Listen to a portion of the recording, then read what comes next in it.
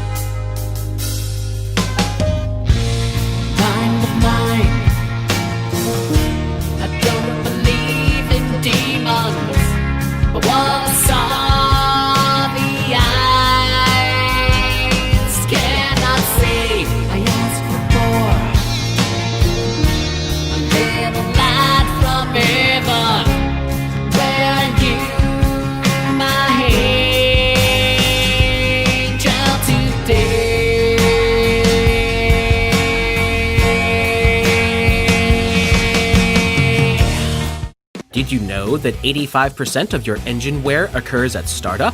Yes, that is correct, and this is where Lower the Friction comes in by putting a protective, lubricating barrier on all moving parts. This now gives you full-time protection to make your engine last longer, run smoother, give you better performance, and improved fuel economy.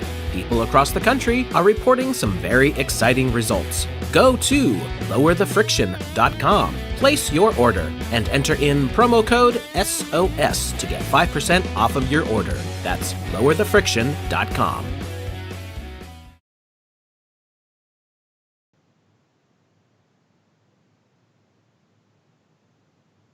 Hello everyone! Here we are. We skipped a week, but we're back. I hope a whole bunch of you tuned in last week to join Wayne McCroy and the Great Baldini on his channel. But we're back as always, as I promised. I am in what will be my studio, but for the moment, all I've got up is Gravy Jesus to try and deal with the annoying echo. So my apologies for my audio not being as crisp as it usually is.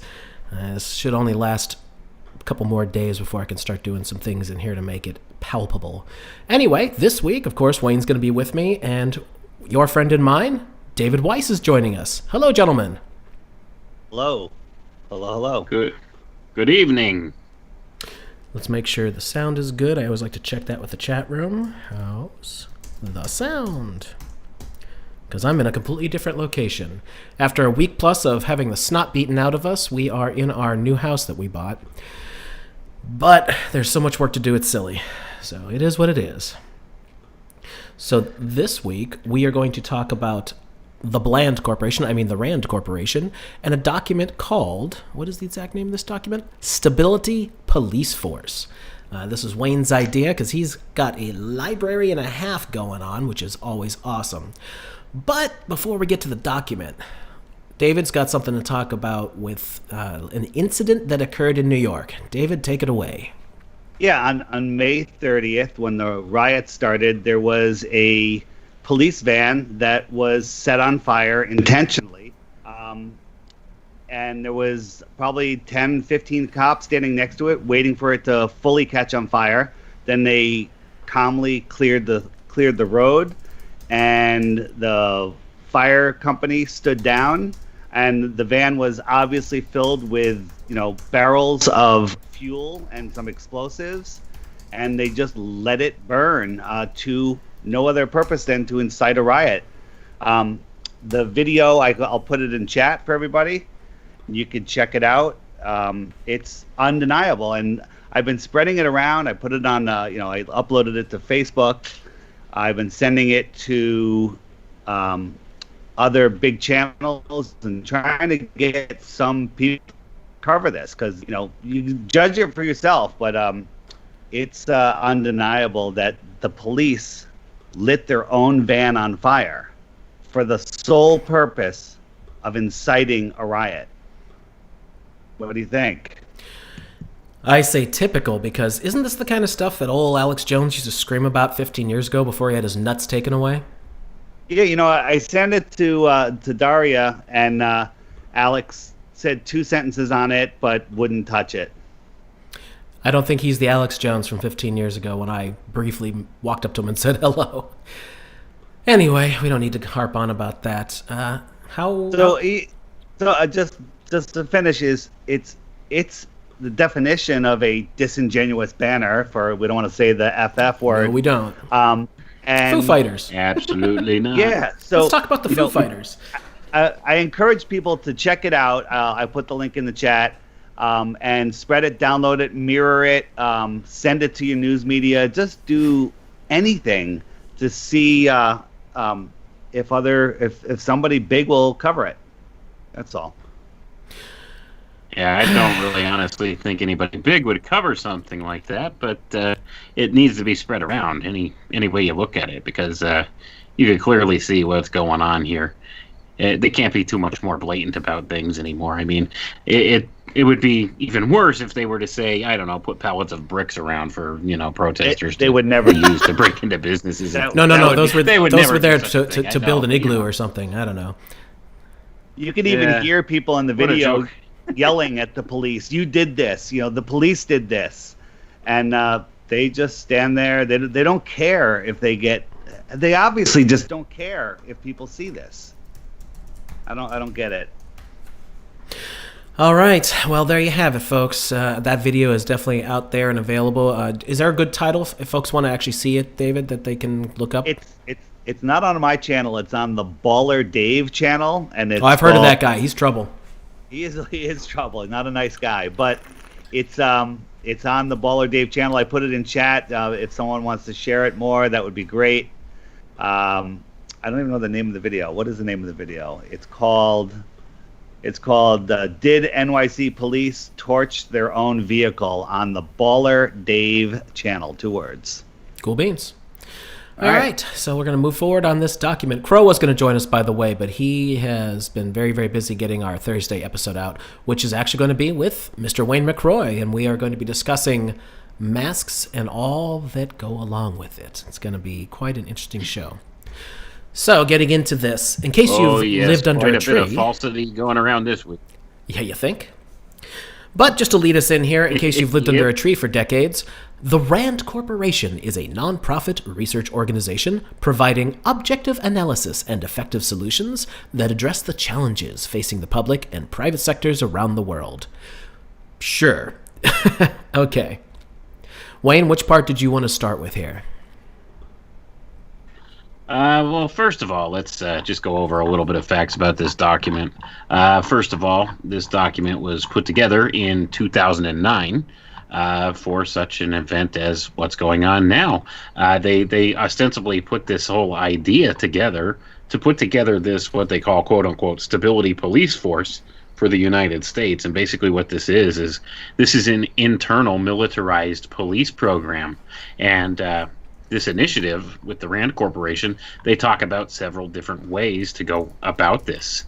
So, within this document, they explore the avenues of, say, calling up the National Guard in certain instances to use them as an internal police force, or the military. And they also talk about actually equipping police departments, because ideally it talks in the document about training civilian police departments to do these specialized militarized operations and to be able to respond to different threats within the homeland, because the reason being is that the civilian police forces deal with the general public more than, say, the military would. And when you're looking at the military on the streets, they don't have as much experience, like on the homeland civilian scene, dealing with the public here in the United States. So their experience with it, although the military, especially the Army units, have a lot of experience dealing with this type of a situation and doing this militarized policing of areas, but it's usually in foreign locations where they don't necessarily have any ties to, and it's handled completely differently. And later on, we could talk about there's different Army documents and stuff that talk about different ways of doing things with this. So that ties into this as well. But the reason being, I would say, is probably because a lot of these combat veterans and stuff who have done policing in foreign countries, I would say, would tend to have a lot of the post-traumatic stress disorder, and they're dealing with people in foreign countries would be completely different than dealing with your average public here in America, where our Bill of Rights and stuff is a little different than other countries, and they might actually handle things in a way that they probably shouldn't, that whereas the civilian law enforcement officers would know to handle different situations differently. So that's the whole premise behind it. They want this militarized internal police force, but they don't want to actually have to utilize, say, full-fledged armed forces like military forces. But they will in certain situations because they don't really have the full capacity of this special police force set up. So they call this a stability police force, and right in the document, we'll go down further down in the preface here, where it talks about different aspects of this, where you could see how it compares them to quote-unquote peacekeeping forces and that kind of a thing. So you can see kind of where they're leveraging some of these ideas off of when you look at different foreign countries and stuff, like the internal French police and the Italian police that we hear so much about. This is basically what they're trying to base this idea on, even the UN peacekeeping forces themselves. So, I mean, they have a lot of different ideas that they outline in this document, how to build this police force and train this police force, and how to implement certain things in the interim until they get this stability police force set up in earnest. So that's kind of what we're going to look at here. And I'm going to go down through the preface. I think it's down on page 17 if you guys are following along. And we'll just read a section from there. But Wayne, we didn't drop a link. If you guys have any thoughts you'd like to interject. Yeah, we didn't drop a link for this one, which we usually do. Yeah, do we have a link that folks can have for the chat rooms? I think I had it in your email there, Jason, if you could just drop that link. Well, I have the document, I have the PDF, but I don't have a link to a web source. If you guys wanted to... I'll look for it. Go ahead and start with that. I'll see if I can find one real quick. Wayne, are we losing you? Wayne, all I had was the PDF. Are we losing you, Wayne? No, I'm here. Could you hear me? I can now, but it sounded like you're dropping out. Dave, you're okay, right? Your signal? Yeah, I hear you. You guys sound good. Okay, I'm just making sure. Wayne was cutting out. Okay, we have a little bit of bad weather. Here tonight. There's some thunderstorms and stuff rolling through, so, if it goes in and out a little bit, that's probably why. Okay, I think I found a link for... Yeah, I did. I've got a link for everybody. Okay. Let me drop this into the chat room before I begin, in case anyone wants to follow along. And over here. All right. Well, anyway, one of my big things is sorry.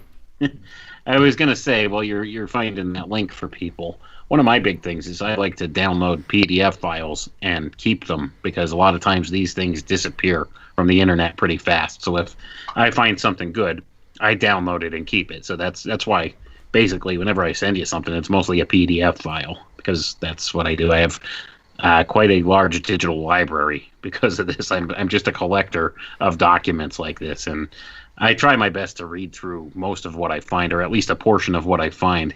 But I mean, I've got literally thousands upon thousands of documents like this, just sitting here on a digital file. Just for things like this, because you never know when they're going to decide to roll out one of their plans that they have. So when they do, boom, I have something that says, hey, you know what? They were planning this 11 years ago. Here it is. That's true. All right, where do you want to start here, Wayne?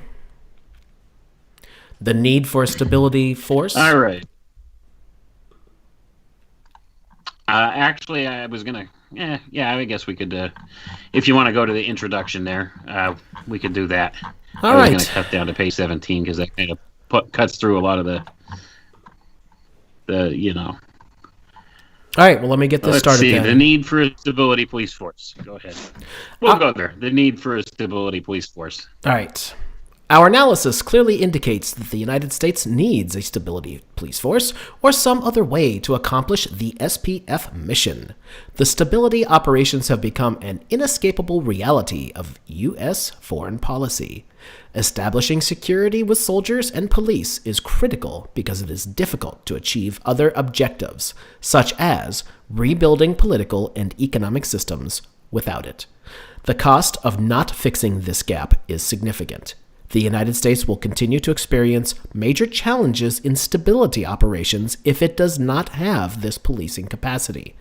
These challenges include creating the ability to establish basic law and order, as well as defeat or deter criminal organizations, terrorists, and insurgents. In some cases, allied countries may be able to fill this gap. Allies did this effectively in Bosnia and Kosovo, both of which were successful in establishing security. In other cases, the United States may not be able to count on Allied support.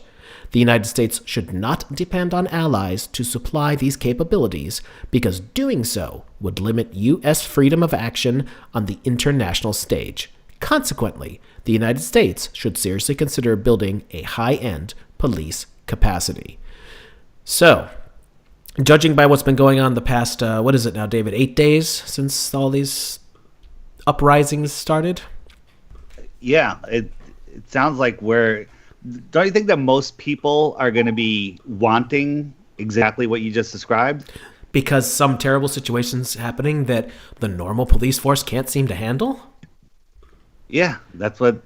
Oh, so they have something in mind in case something goes down. Something. Right, and here's the other thing. Pay attention to some of the language right in there that you just read. What was it talking about? It was talking about the ability to defeat or deter criminal organizations, terrorists, or insurgents. Now, who did President Trump just declare a terrorist organization but Antifa? Could you see the writing on the wall here? I mean, this is kind of the whole idea. So there's justification for putting this thing together right there. Oh, by the way, this document, we should have said right at the beginning, is from 2009. So 11 years ago, this is already on the table. Absolutely. And that's an important thing because, these people that control our society from the topmost levels, they plan these things way far in advance. So, the fact that they had in something like this, an outlining document like this, ready to go at any given time here, should be very eye-opening for people, especially when you're looking at the things that are going on right now and, the false pretenses that this whole situation we're in right now is built upon. And it's amazing how the news media shifts gears real fast with this stuff, isn't it? It's been, just a week? It's been a week. And then all of a sudden, the thing that has been the big news story for the past 2.5, 3 months now has disappeared. And all that they're talking about are these riots. It's crazy. So maybe we should take a moment to address that. All of a sudden there's riots. Local governments are okay with these riots, but God forbid you want to go sit in a Starbucks with a cup of coffee. No, that's terrible. Don't do that. You could cause contagion. The only contagion is fear. Right, David? Yeah, and I find it... I always get that wrong, but that's exactly it. Thank you. I think I need to make a t-shirt with that. The little crow needs to be speaking that. Nice. The little contagion is fear. That's contagion is fear. I thought violent protests cured coronavirus. Oh, is that what it is? I think so. I think that might be it. I mean, if you sit home, that might be it. Who knows? If you stay inside, at your home, away from other people, that's how you get coronavirus. And if you go out in a crowd outside, breathing the fresh air, that's how you cure coronavirus. Is that what it is? I did see an article that I believe Rose sent me this morning where they claimed 19,000 new beer bug virus cases have sprung up because of this. I keep hearing different numbers every day. Is that what they're saying now? I'm sorry? And the thing is, I've asked everybody, do you know anybody that's sick? No. Nobody knows anybody. No. The closest I have seen are people commenting, saying, oh, well, I know somebody. Well, I don't know who you are. It's like, you're just a comment on a YouTube. Not to be rude, but it's like, I have no idea who the hell you are. I could go on YouTube and say I know a zillion people too. But no, do I personally know? I did see one person I used to be totally fair now, I'll be total disclosure. Somebody I used to work with at Guitar Center did post that he tested positive, and this was weeks ago. Last I heard of it, though. Closest thing I've got. How about you? Yeah, but testing positive means absolutely nothing other than your body's toxic. Well, pieces of fruit can test positive, so I'll tell you what I think about that. Yep. I do personally know somebody that knows somebody that had it, but I mean, other than that, they die. That's it. No, got better. Not that they told us. So it's not anything that like it's portrayed by the media. The media at this point is just off the wall ridiculous, and people are starting to recognize that, so they're not believing anything that they're putting out anymore. I see people, just regular, normal, everyday people that normally wouldn't question any of this stuff already questioning these riots and everything too, and saying, hey, they're lying to us about this. Yeah. So it's kind of promising to see all these people waking up to this reality that we're in, that guess what? The mainstream media and the internet and all of that stuff, it's all lying to you. It's all to set a narrative and, to try to get you to think in one direction with it. And people are seeing that. And I find that very, very promising. So I think, it's not going to stand for long here. Right. All right, Wayne, where do you want to take us next with this? All right. Well, let's go ahead and scroll down to page 17 of the document here. Let me find it. We'll skip over all the, the beginning things here. It's the table of contents and all of that stuff. Actually, let's go ahead and look at the introduction. This will be on page 1. Go figure. They put the introduction on page 1. Wow, that's pretty good. All right. This study examines the need for and options for creating U.S. Stability Police Force to help establish security during stability operations. An SPF is a high-end, rapidly deployable police force that engages in a range of tasks such as crowd and riot control, special weapons and tactics, and the investigation of organized criminal groups. See Chapter 2 for more detail.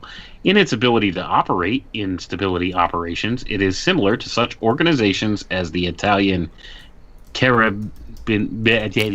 I can't pronounce that. Thank you. And the French, could you speak French too, Jason? Gendarmerie. Gendarmerie. The Gendarmerie. Gendarmerie. Yeah. And the Spanish Guardia Civil. There you go. Croissant. That's about the extent of the French I speak. All right, and the Spanish Guardia Civil.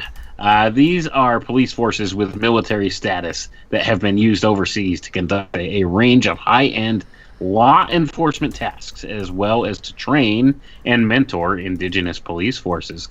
The SPF's focus on high-end tasks makes it fundamentally different from a civilian police force, who generally deal with more routine law and order functions such as traffic control and investigations of common criminals. SPF is not a full-spectrum police force. So there you go. There's the introductory chapter where it talks completely about things such as crowd control and riot control right out of the gate.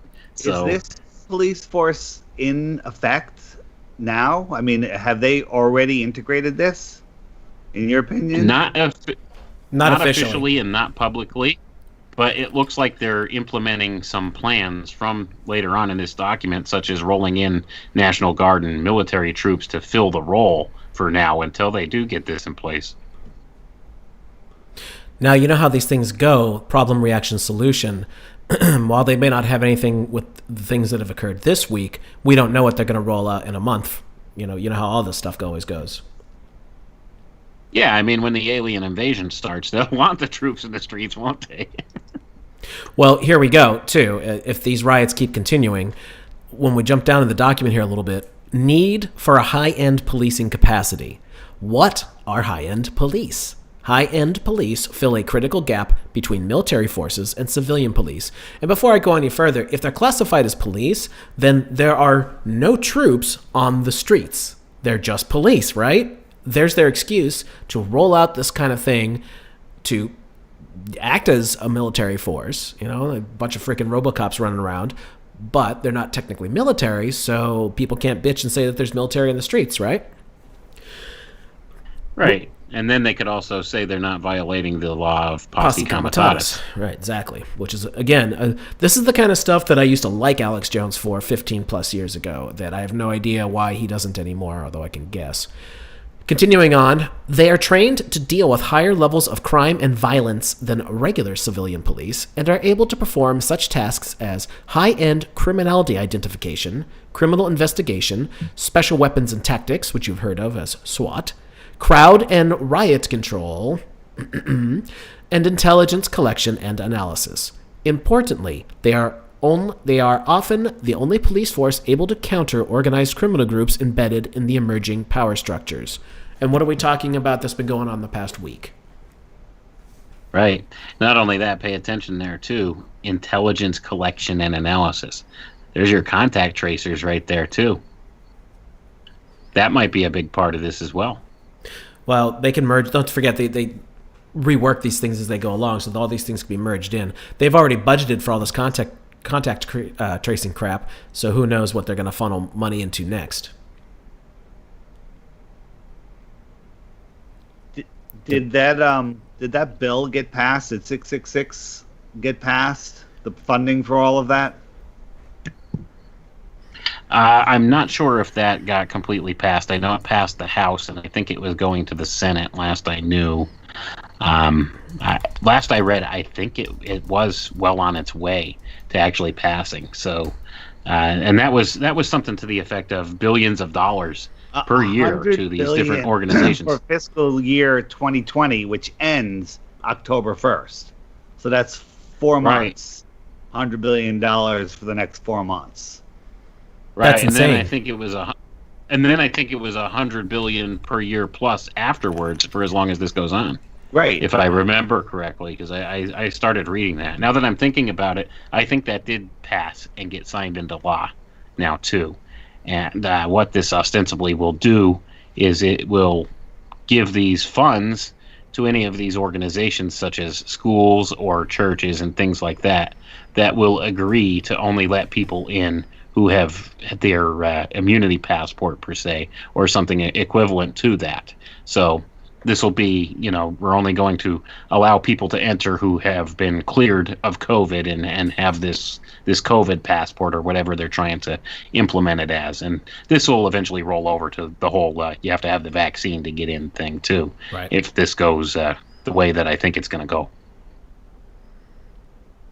All right, Wayne, carry on. Okay, let's go down to the next section there where it says inescapable reality. Stability operations have become an inescapable reality of U.S. foreign policy. As the Defense Science Board's study Transition to and from Hostilities argued, U.S. military expeditions to Afghanistan and Iraq are unlikely to be the last such excursions. America's armed forces are extremely capable of projecting force and achieving conventional military victory. Nevertheless, it concluded that success in achieving U.S. political goals involves not only military success, but also success in the stabilization and reconstruction operations that follow hostilities. Indeed, if Clausewitz is to be believed that war is the extension of policy by other means, then major combat and follow-on stability operations should be viewed as two components of the same mission. The organization, training, and capabilities necessary to conduct combat and stability operations are different. Both should be planned for, and the capability to do both should be developed.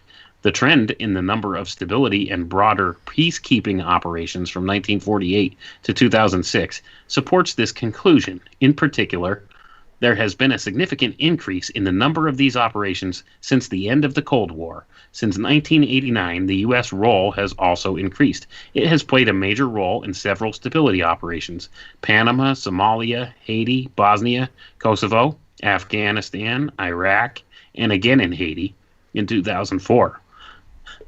And many others, such as El Salvador and East Timor. U.S. military and civilian authorities were also involved in rebuilding the local country's military and police forces and in providing logistics to international forces. There are several countries where the United States could become engaged in stability operations over the next decade, such as Cuba and Sudan. In some, stability operations have become a reality of U.S. foreign policy.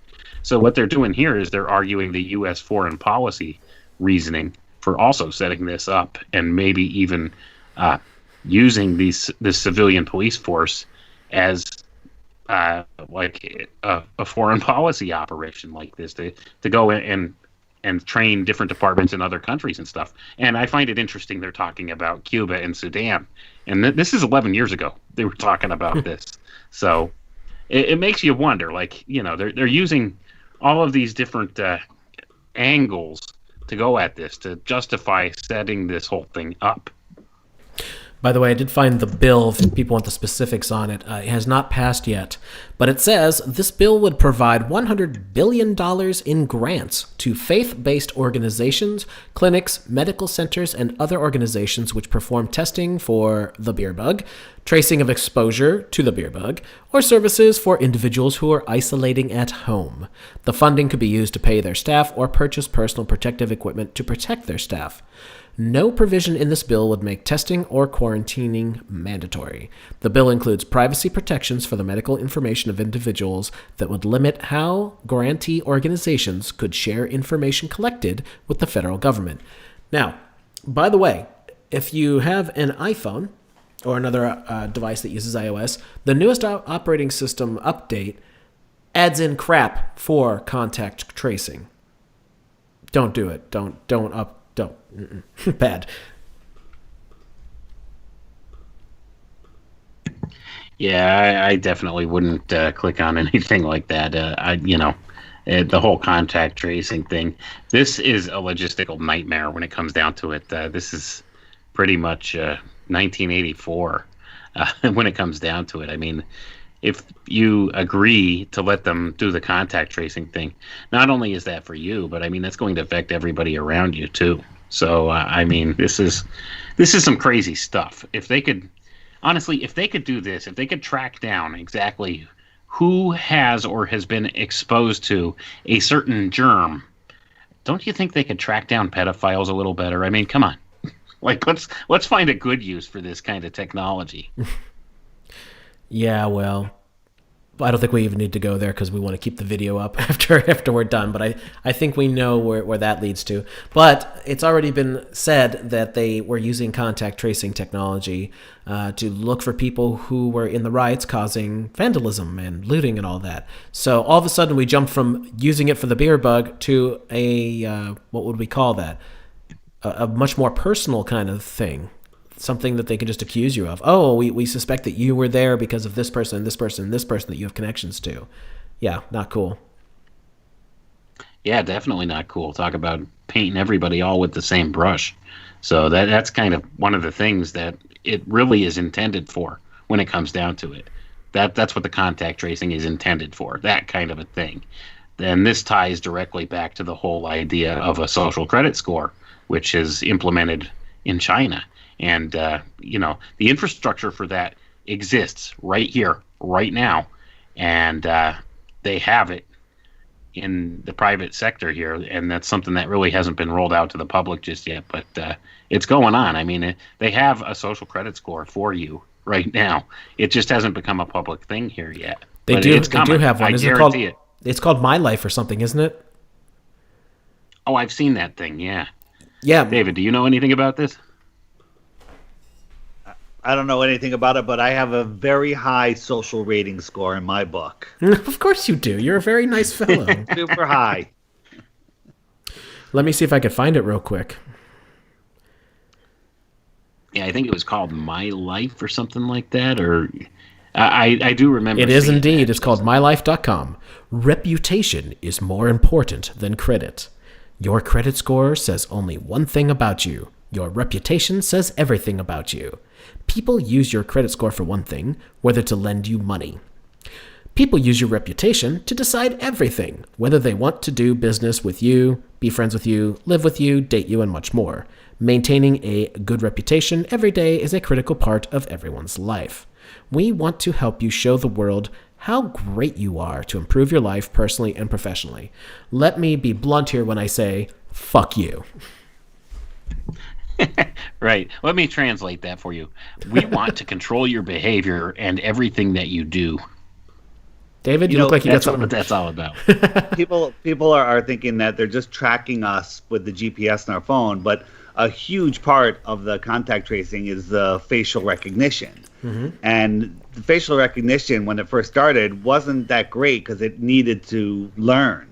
So it said, all right, everyone on Facebook, tag your friends. And then you notice after a while of tagging, I forget how long it was, all of a sudden Facebook will go, hey, Dave, is this your friend Jason? And and we're like, yes, no. And so it was learning from that. So now it's got hundreds of pictures of everyone tagged, and it's like, okay, it's gotten a lot smarter from this.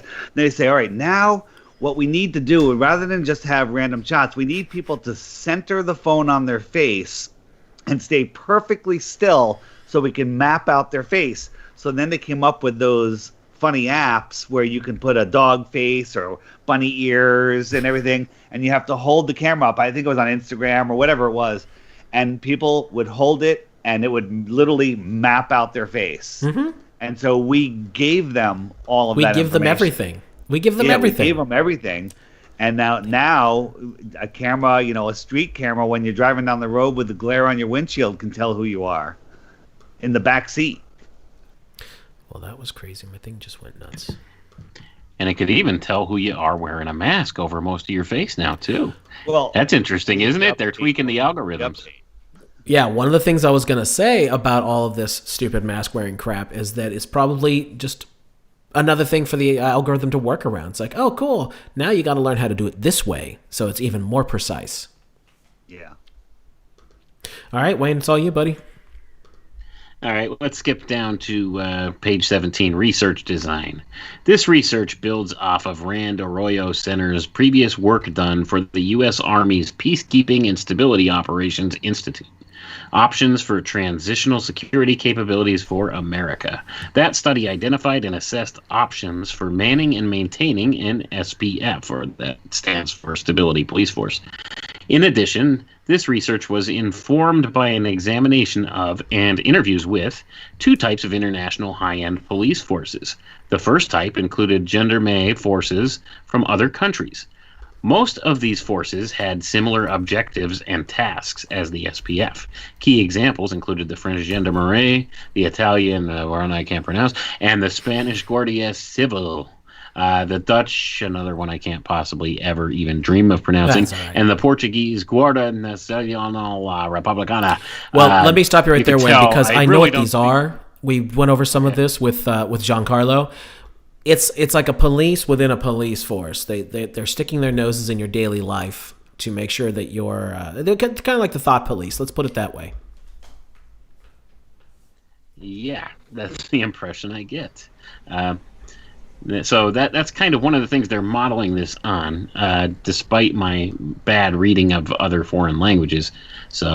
But let's continue here. The second type of force includes high-end units from international organizations. Examples included NATO's multinational specialized units, the European Union's integrated police units, and the European Gendarmerie Force.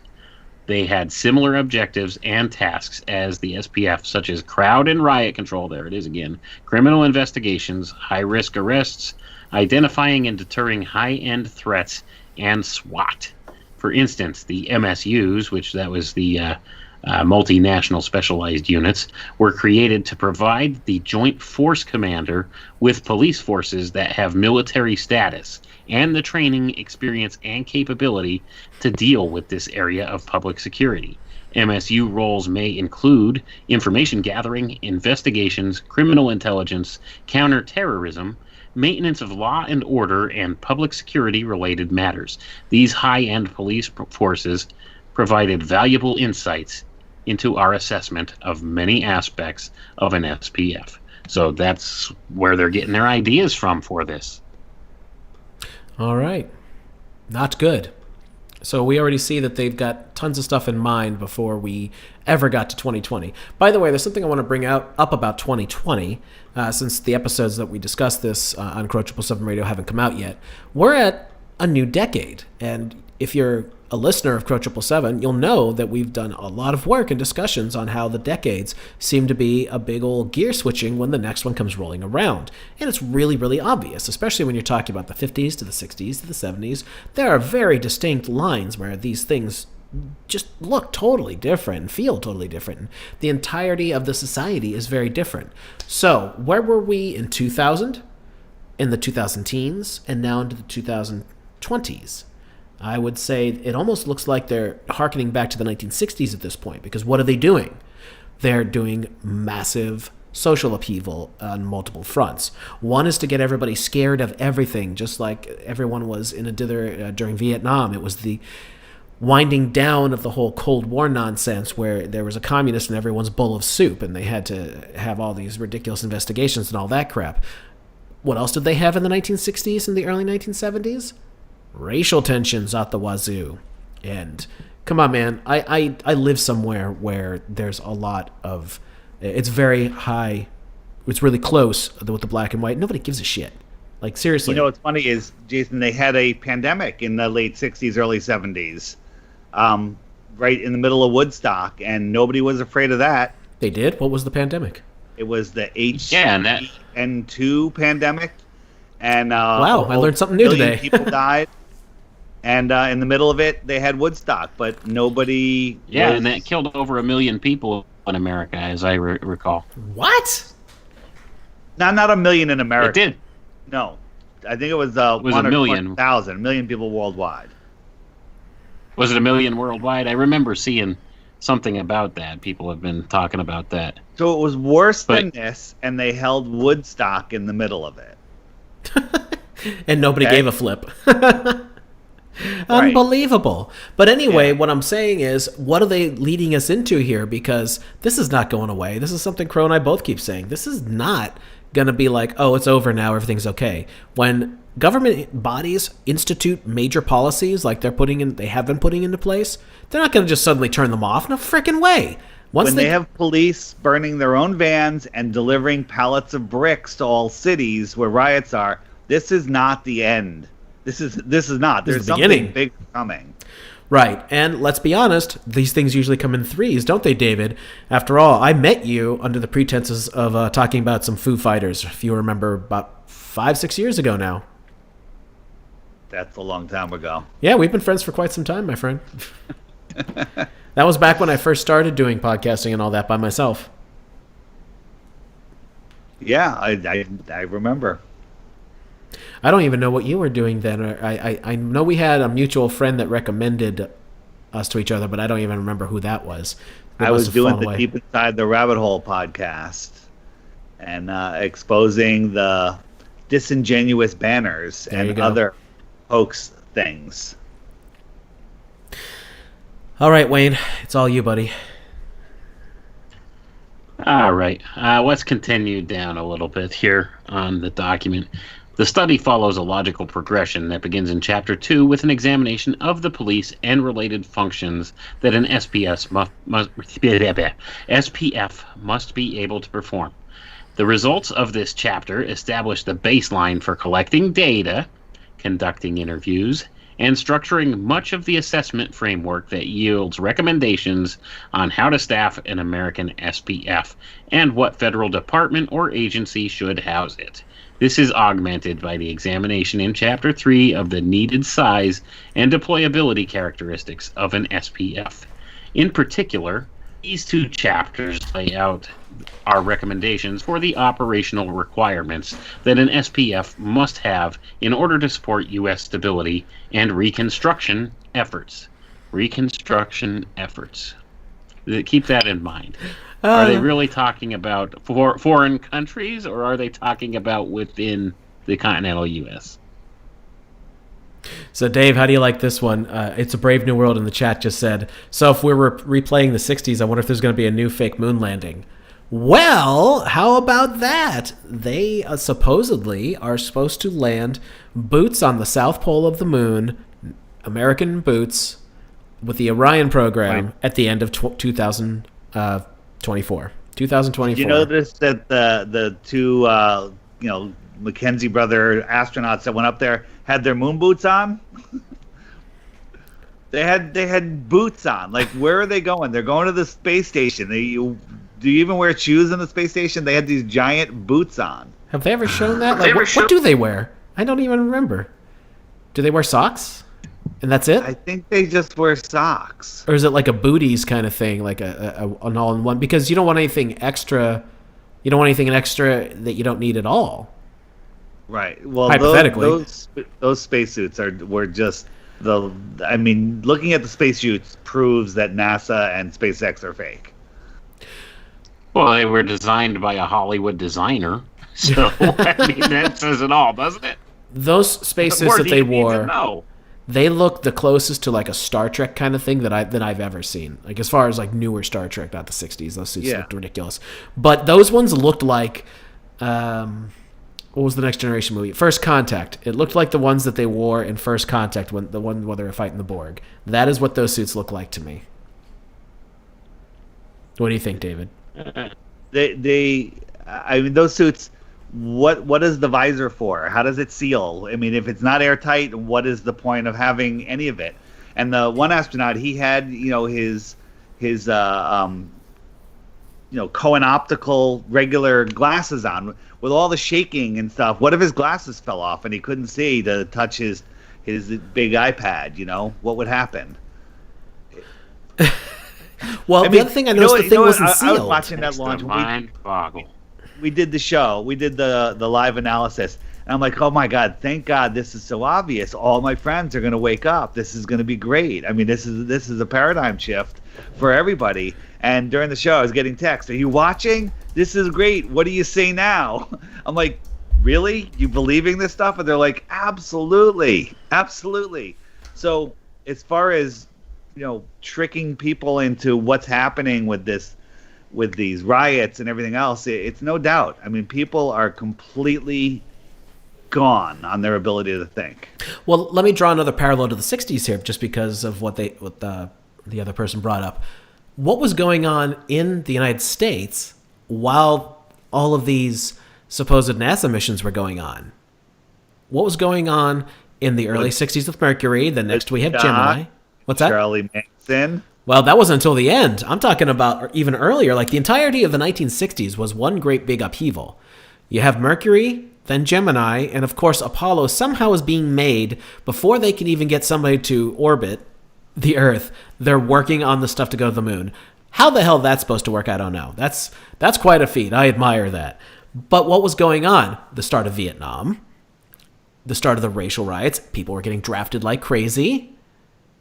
We had the hippie movement. We had the LSD crap coming in and all the terrible, just all the drugs, really. I mean, we had all this stuff going on in a 10-year period. Like, the 60s was the decade of upheaval. And I'm just wondering, are they doing that again in the 2020s? I don't know, but I definitely see parallels.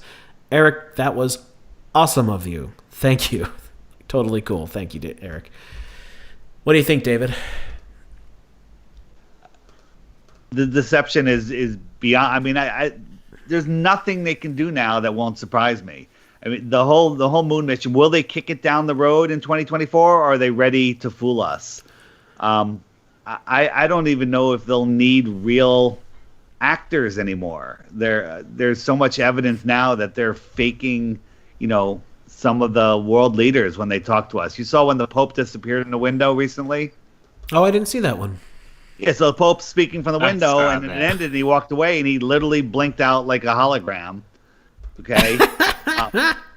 I used to have on my old website evidence that when Obama did his White House speech on ISIS, It was really weird how he walked up, from the inside, and he was the wrong size. He glitched out. It was not him. I recently saw a video of Boris Johnson having all sorts of artifact effects. So, he doesn't even look like a human anyway. So it's I don't even know if they'll need to kick the can down the road. I think they're just going to be by 2024. They'll be able. I mean, people are believing it anyway. So I don't know how much more sophisticated they need to be to really pull one over. Well, since we're on the topic, David, do you want to give a quick rundown on what you thought about the latest launch? Because this is their excuse to now say that, okay, Americans are back in space with the help of SpaceX. You think that they time these riots right in the middle of it so people really don't focus and try to tear it apart? Well, that's kind of what I was getting at. All these things were going on, and I didn't break it down week by week, month by month, year by year, but this is what was going on. In the same time that they're talking about all these great achievements by NASA, you have people rioting in the streets trying to beat each other over the head with bottles. Go watch some of the old 60s riots. They're pretty freaking brutal. And I was looking on Twitter. The big thing is people are going, yeah, flat earthers, what are you going to say now? And they're showing the picture, of the bottom of the rocket with the curved earth. God forbid they show the other angle where it's concave earth. So I think it was Flat Earth Brothers did a great piece ripping that apart today. It's actually the video that's on the Flat Earth Sun, Wind, and Zodiac Clock app today. So if you haven't seen it, click the featured video on the app and check that out. So when somebody comes up to you and says, what do you say now? Just show them that, because, as I said a few minutes ago, that when I was watching it, I'm like, this is great. This is going to validate everything. But people are really lost. They cannot see. Who said there's three classes of people? Those that see when shown, and those that cannot see. I think it was I forget. Somebody in chat might say it. Either way, it's a great quote. I don't know. But there's might be the same guy that said there's.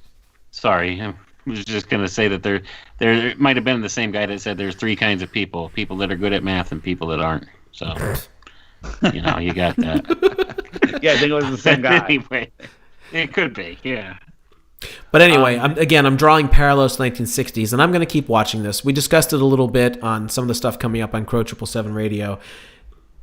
I think that there's a lot of things that, as always, they found playbooks that work, and they're going to keep using them. But anyway, I don't want to keep beating on that. Wayne, go ahead. It's all you. All right. At any rate, just to kind of piggyback on what you were saying, Jason, as an interesting aside, I was talking to my mom earlier today, and it just came up totally randomly. Like, I didn't talk to her about it, anything previous or anything, but she said that the things that are going on right now reminds her of the 1960s, which, she lived through and very thoroughly remembers. So that kind of validates from, a perspective of a person who's a little bit older that remembers that exactly what you're saying about this switch over of the decades and how things happening now are concurrent with how things happened in the 60s. And just as another interesting note, when we're being lied to and deceived about everything going on right now, things like space fraud are a lot easier to pull off because people are too busy tearing apart the other fraud to focus on something like that. So who knows what kind of lies and stuff they're subtly slipping by right now while they're doing all these other grand things out in the open. So it's interesting. It's an interesting thing to think about. But back on topic here, I'm going to skip down to Chapter 2 here, Objectives and Tasks. And this is from people who may just be tuning in from the RAND Corporation document called A Stability Police Force for the United States of America. So let's go ahead and go there. Chapter 2, Objectives and Tasks. What should the essential objectives and tasks of the Stability Police Force be? To answer this question, the research team interviewed leaders of European SPF-like forces with experience in stability operations and reviewed the literature. The evidence indicates that an SPF should help establish a secure environment in which people and goods can circulate safely, as well as help build a high-end indigenous policing capacity so that the host government can establish a secure environment on its own. Its primary tasks should include performing high-end policing tasks such as identifying and deterring high-end threats, criminal investigations, and, there it is again, crowd control, and building the capacity of local high-end forces. Other tasks, such as convoy security and VIP security, that's interesting, right, can be usually left to other forces. This chapter is divided into 3 sections. The first considers strategic objectives of an SPF. The second section examines the potential tasks. The third section offers a brief conclusion. So those are some interesting things that it touched upon there, isn't it? And once again, crowd control is right at the center of it all. Well, let's jump down to the explanation on that. Let's break this out and then we can discuss it. Crowd and riot control tasks involve responding to major civil disturbances. Riots have been pervasive instability operations. In Kosovo, for instance, NATO's Kosovo force and police from the UN mission in Kosovo faced province-wide riots against Serbian communities in March of 2004, which involved an estimated 50,000 to 75,000 demonstrators over 2 days. Kosovo Albanians attacked Serbian targets and cultural sites. Well, okay, that's all great. Who cares? Let's get down to, in these and other cases, organized mobs may try to overwhelm police forces by employing several different types of tactics. These tactics include constructing barricades, using Molotov cocktails, smoke grenades, rocks, bricks set there by George Soros, or other projectiles and feinting and flanking actions. I'm sorry, that part wasn't in there. By constructing barricades, the rioters may try to protect themselves from assault by local or international police forces. Organized mobs may attempt to disrupt the movement of the force by feinting an assault. When the riot force moves to blunt the assault, the mob may assault the exposed flanks and attempt to split the force and envelop a portion of it. All right, so all this stuff sounds like what we've been seeing this past week. As a matter of fact, Rose sent me a clip earlier today where people had broken into an Urban Outfitters store, and the police were just hanging out, waiting for them to break themselves out. I don't know if you guys have seen this yet. This was pretty messed up. And the walls were boarded up to prevent this kind of thing, I assume. And they smashed their way out and went running off. Then the police went to the attack. They stood down. Yeah, it's kind of disturbing. They did. They did for a while until. Now, I don't mean to be a complete asshole here, but looting a clothing store has nothing to do with supporting the death of a human being. And I'm not saying I have no idea whether someone died or not. I'm not even going to go there. I don't want to lose my channel.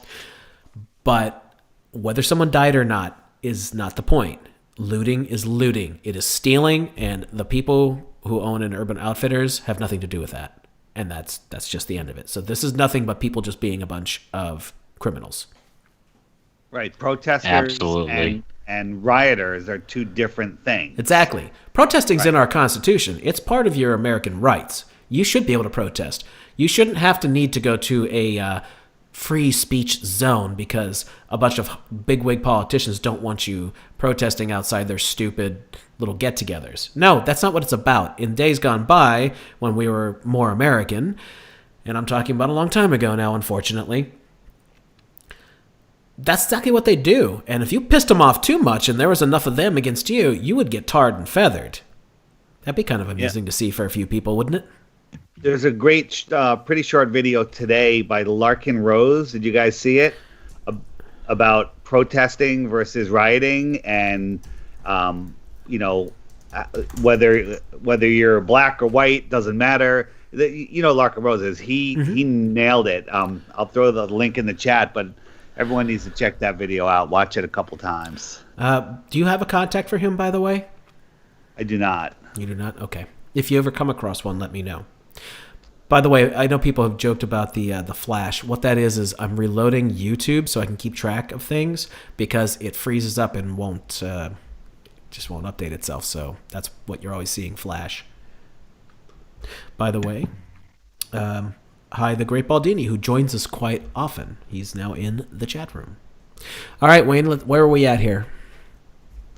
Well, I'm in my basement right now, so, but I'm in, and you're in your new house, and David, I'm assuming, is at his home. So, Where are we at with the document, though? That's another story. Let's skip down a little because I found an interesting section here. It's only like a couple paragraphs down from where we were. Intelligence collection and analysis involves generating information on hostile and criminal groups in the area of operations, the environment, including weather, terrain, and civil considerations, and the performance of local forces. It is useful to note that the military and police approaches to intelligence differ in significant ways, though when well done, they complement each other. Whereas military approaches emphasize security classifications and need-to-know barriers to limit access, police approaches seek to push information and intelligence to all relevant law enforcement efforts and personnel. However, police and military still need to work together, since the assets that a combatant command brings to bear on a theater of operations will dwarf those of any SPF. Law enforcement intelligence addresses areas not traditionally covered by military intelligence, such as neighborhood-level social structures that require a heavy emphasis on human intelligence, also known as HUMINT, as an adjective there, or as an abbreviation, I should say. Timely and accurate intelligence facilitates identifying and exploiting opportunities, and it depends on aggressive and continuous reconnaissance and surveillance. Cultural awareness is critical to gauging the potential reactions to the operations, avoiding misunderstandings, and improving the effectiveness of the operation. Changes in the behavior of the population may suggest a need to change tactics or strategy. Biographical information and leadership analysis is key to understanding potential adversaries and their methods of operation.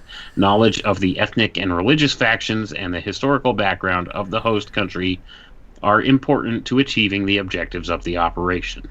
An SPF could establish an intelligence analysis capability that includes a local analysis capability and the ability to reach back to the SPF's parent agency, the combatant command, and the intelligence community in general for support. We explore more of this in Chapter 4, which includes a discussion on the SPF's organization.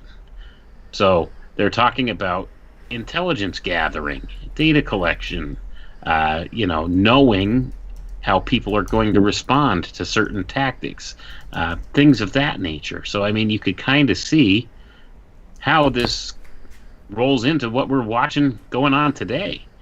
This is what it's about. This also, once again, envelops the whole contact tracing thing into the whole question of things here. So, I mean, we're looking at so many different facets of this that are interrelated. I mean, they're even drawing the intelligence community into this at this point, and with what they're saying in this document. So that's kind of concerning to me. Like, it's one of those things. The intelligence community has been notorious for their involvement in unsavory things. So you think to have them with their hands in a militarized internal police force, yeah, that's kind of a questionable thing in my view. David, you got any commentary on that? If I can get off mute. My thinking on this is they have to be well on their way in developing this. I mean, it's a little late now to be starting. So the way the police forces are acting in these riots, it is baffling to me. How can so many people, like the thing that the video I was talking about, how many people can witness that and nobody speaks out? These police forces are not the police forces I grew up with. So, I think it's already been, partially infiltrated. Does that make any sense? Yeah, absolutely. Well, this is something we were talking about also a day or so ago. Oh, I think it was with you, David, you and Jaron, actually.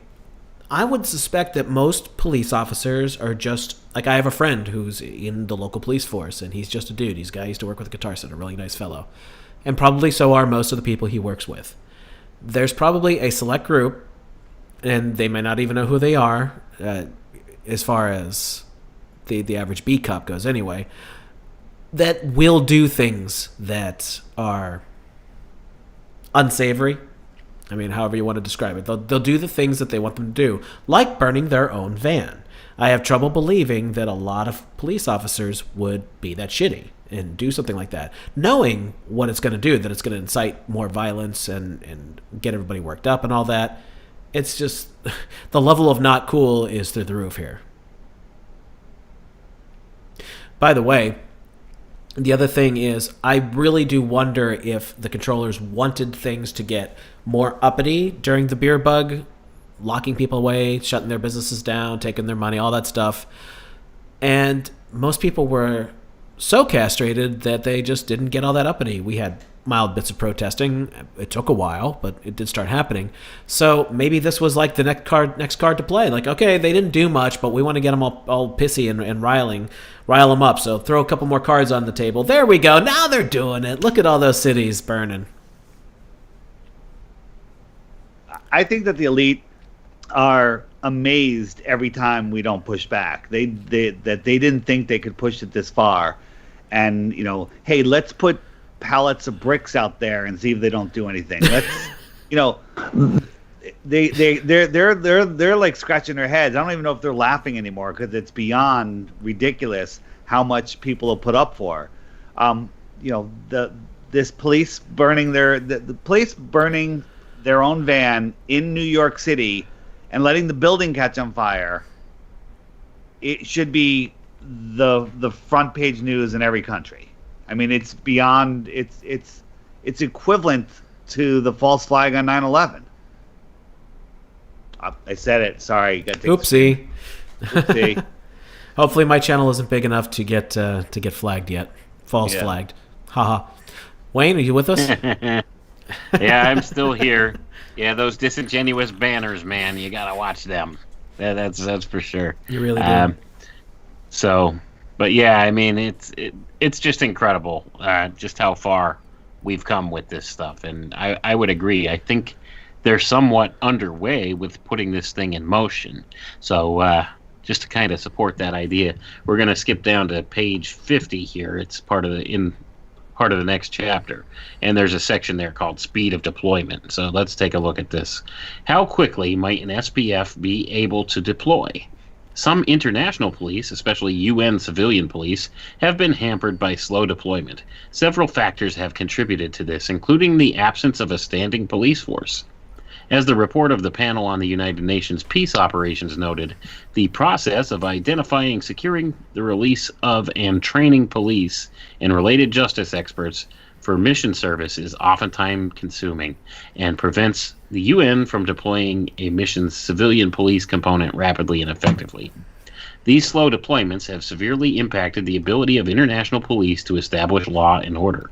In Cambodia, for example, full deployment of civilian police was not achieved until 16 months after signature of the 1991 Paris Peace Accords. This contributed to a series of security challenges in Cambodia as international police and military forces, which arrived late and were understaffed, struggled to contain violence between the Khmer Rouge and other Cambodian factions. In Kosovo, however, in the multinational specialized unit deployed only 2 days after the adoption of UN Security Council Resolution 1244 in June 1999. It included Italian Carabinieri, French Gendarmerie, and Estonian military police, and it reported directly to the Kosovo force commander. This rapid deployment was useful in preventing a return of major violence. What force deploys is as important as how quickly it deploys. For example, several agencies could pull together a team with the right technical skills, given enough time, but that would not meet the requirements outlined above. Consequently, the ability to rapidly deploy a fully capable SPF is important. It provides an opportunity for high-end police forces to gain positional advantage against current or potential adversaries, such as criminal groups or insurgents. In the immediate aftermath of a major combat, this is often referred to as the quote-unquote golden hour, and remember that. This is what we're in right now, the golden hour. Well, let's talk about that. What's a golden hour? Well, I'll get into that in the next sentence here. It includes a time frame of several weeks to several months during which external intervention may enjoy some popular support and international legitimacy, and when potential spoilers may have insufficient time to organize. During this period, efforts by outsiders can prevent or trigger a spiral of conflict that becomes an insurgency. Intervening early with overwhelming force is easier than trying to retrieve a deteriorating security situation when consent is declining and spoilers are on the offensive. So there you go. What do you think about that? Man, all of this is just, it just shows that they've got this stuff all pre-planned and they're thinking it out ahead of time. And I mean, who knows how far in advance. What was the one you mentioned yesterday, in fact? It was Captain America, that they were already implanting things about beer bug nonsense. I mean, all of this stuff, they've got this thought out well in advance, and I do wonder if they've got a certain number of plans already in the works, and then as they gauge our reactions to things, that's whatever one would work the best is what they throw out next. For instance, they didn't get uppity enough about the beer bug, so what'd they do? They threw out the race card again. You know, I got to tell you, it blows my mind that people fall for that in 2020. Because to me, that's a 1960s problem. I thought we were well past this, and quite honestly, I think we are. Most people don't give a flip about the color of someone else's skin. I can tell you, living in the Deep South, most people don't give a shit. And it just amazes me that the mainstream media can keep this nonsense going 50, 60 years later. But anyway, Wayne, I know that lag always makes us cut each other off. Yeah, that's okay. I mean, it's just unthinkable that people have that kind of frame of mind anymore. But you can see what's going on here. It's kind of a crisis situation. And if we go down a couple paragraphs down here, and we'll read here again. A crisis begins when U.S. policymakers become aware of a situation that could require U.S. military or SPF operations. This situation could last months, years, or perhaps even decades. During this period, the United States might develop and implement a strategy to shape developments. There you go. That's what they're doing. They're shaping developments. There you go. Including military engagement. This could include pre-positioning equipment and supplies, pallets of bricks, developing contingency plans, and conducting specific training and exercises. The U.S. operation in Haiti is a good example. 3 years elapsed between the overthrow of President Jean-Bertrand Aristide and the initiation of Operation Uphold Democracy. There was a substantial time lag between the original events and the decision to initiate operations as the international community employed political pressure, the economic sanctions, and eventually the threat of military force to secure President Aristide's restoration. The same was true in Bosnia, Croatia, and Slovenia, and blah, blah, blah, and who cares, right? But here's the crux. Where are we at? Military planning begins when commanders commence planning for operations. Joint operational planning involves preparation for the employment of military power within the context of a military strategy to obtain objectives by shaping events, there it is again, meeting foreseen contingencies, and responding to unforeseen crises. This includes two types of planning. Unforeseen. Right. Yeah. I think they've foreseen an awful lot just putting this document together. This includes two types of planning, deliberate and contingency. Deliberate planning is a process that may take place long before deployments are imminent, whereas contingency planning occurs when events dictate. We are concerned with the point at which events cause planners to begin contingency planning with the intent of directing forces to deploy. Once the crisis is defined, additional actions may include mobilizations, tailoring of forces, and other pre-deployment activities, initial overflight permissions and or deployment to a theater, employment of ISR assets, and development of mission-tailored command and control, intelligence, force protection, and logistical requirements and support, and complete the plan. So there you go. There's an admission right here that they deploy forces to shape the events going on so that they could achieve the objectives that they're looking for. With these deploying them for 6 months to a year, getting ready for this. Precisely. That's where it's all at. You're right, David. Absolutely. On point. Huh, why did your screen jump down, David? That's very odd. Oh well, I'm not going to keep monkeying with it. Can you hear me okay? Did we lose your bandwidth? No, I'm good. Oh, okay. How weird. Your screen got smaller.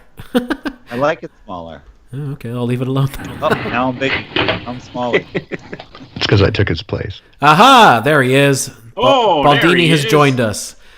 Hey, guys. Hey. Hey, man. Welcome to the chat here, buddy. To the Gab Fest. It is Yes, indeed. That's quite a document you got there. Man, you guys get the good stuff. And we didn't even make Dude, popcorn. I got a whole library full of these things. Man, you got to share. You got to share more of those things. Every time I read them, my eyes bug out of my head. I'm like, what the hell? They've been telling us for a long time, or at least telling each other. Oh, yeah. Oh, my God. Always tell us. These guys have been stroking each other off about the crap they're going to do to us for decades. I mean, let's be blunt here. They are sitting around in back rooms going, ah! Thank you for that. I appreciate that visual. It's awesome. It's a great visual, right?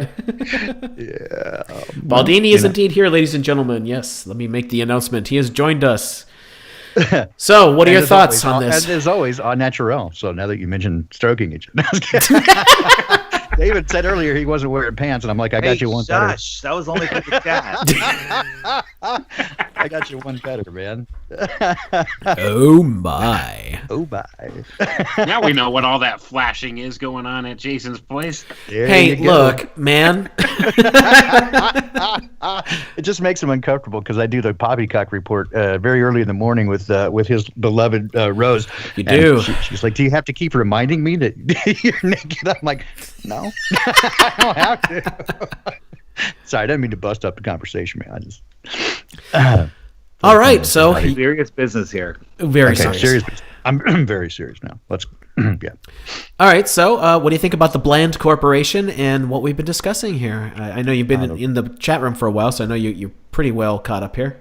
Yeah, caught up. Again, it's no surprise. I actually looked at the document a little bit earlier today when I saw that you had posted the link, and it's just like all the others. I mean, they lay it out pretty straightforward that they have these plans, and now we're seeing them come to fruition. It shouldn't be a surprise to anybody. And again, anyone who says, "Oh, the conspiracy tinfoil hat thing," I'm like, okay, Faraday fedora, whatever. But they've been telling us very clearly what they have in mind, and now they're implementing it. It shouldn't be a surprise.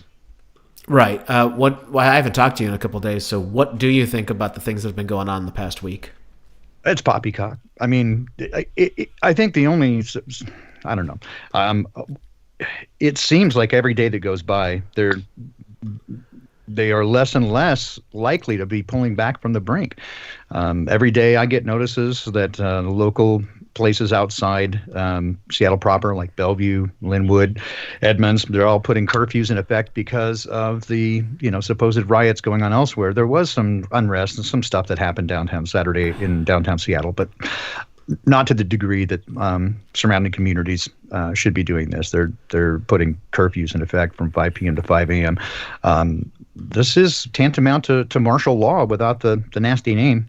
They're breaking it out. So certainly worth keeping an eye on. Again, I'm not freaking out. I'm going to work every day. I haven't changed anything other than the hours that I work since this whole thing started.